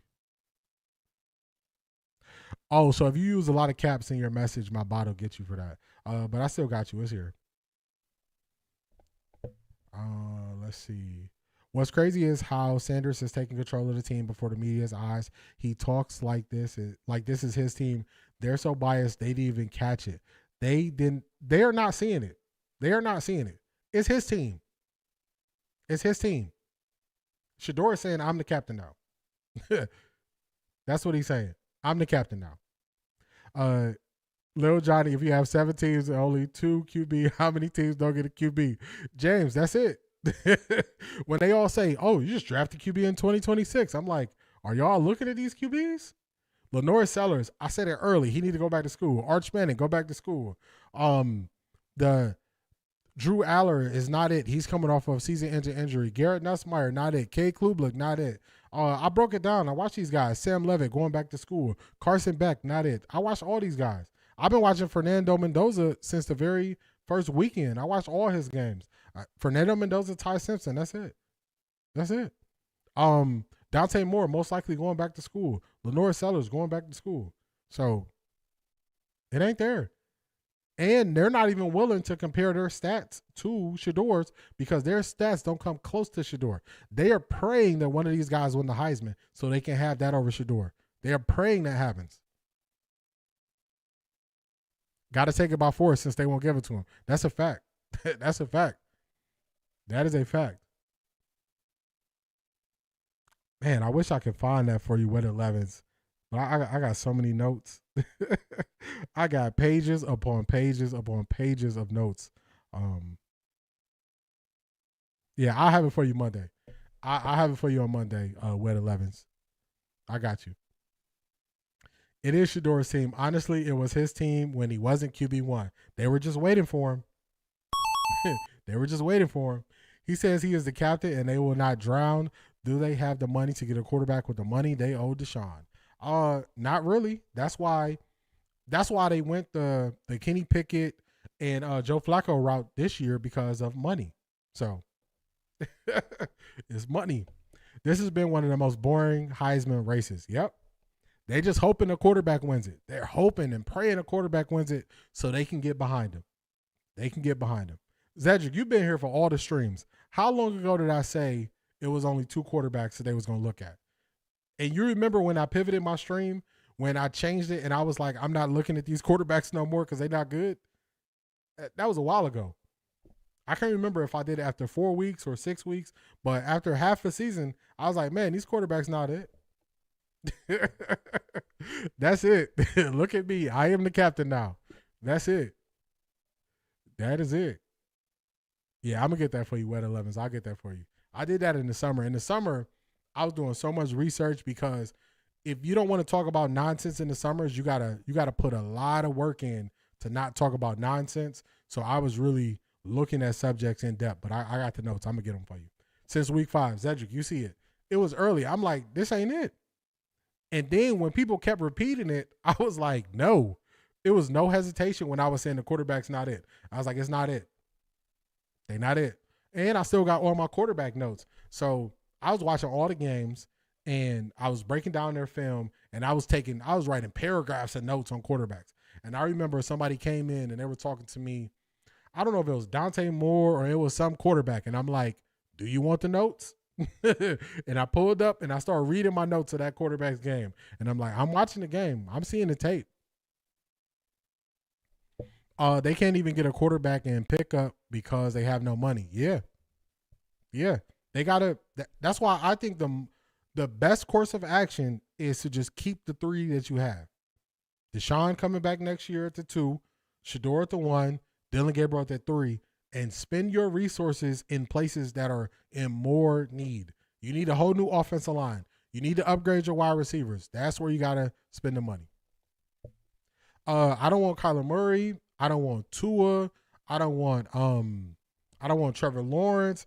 I don't want none of these quarterbacks that cost money who haven't worked when they put everything around them. If you were a quarterback, if you were Kyler Murray, they built this whole team around you and you couldn't get it done, I'm not giving draft capital up for that quarterback. Trevor Lawrence, I'm not giving draft capital up for that quarterback. Tua, I'm not giving draft capital up for that quarterback. These quarterbacks, I'm not doing it. I'm not doing it. The Browns are not in a position to give draft capital up to go quarterback when they need so many other guys in so many other places. They can't do it. So I'm not for it. I'm not for it. Can't do it. Can't do it, y'all. Cannot do it. Man, this was a quick 3 hours, y'all. A quick 3 hours. This was another great stream. This been real good. Really appreciate all of y'all input, y'all questions, y'all comments. Really appreciate it. So let me shout out the supporters who supported the stream. Shout out to Harris Room Sports, Wet 11s, C.A. Anderson, Charmaine, James Woodard, doubling back, Shanithia, as always, James Woodard from 3. I appreciate y'all.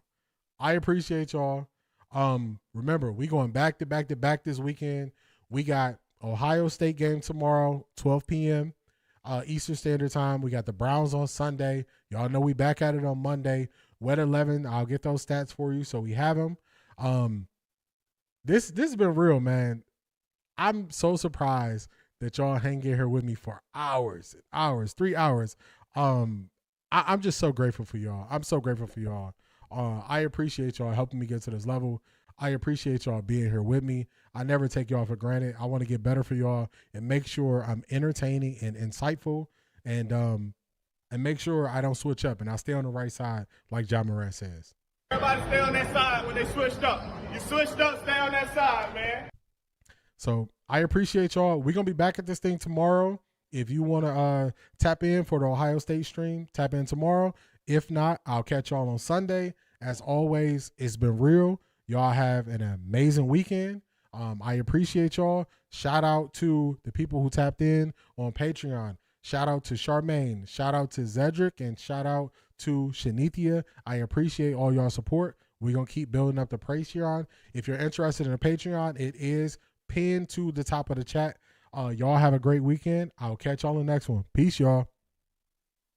Outro.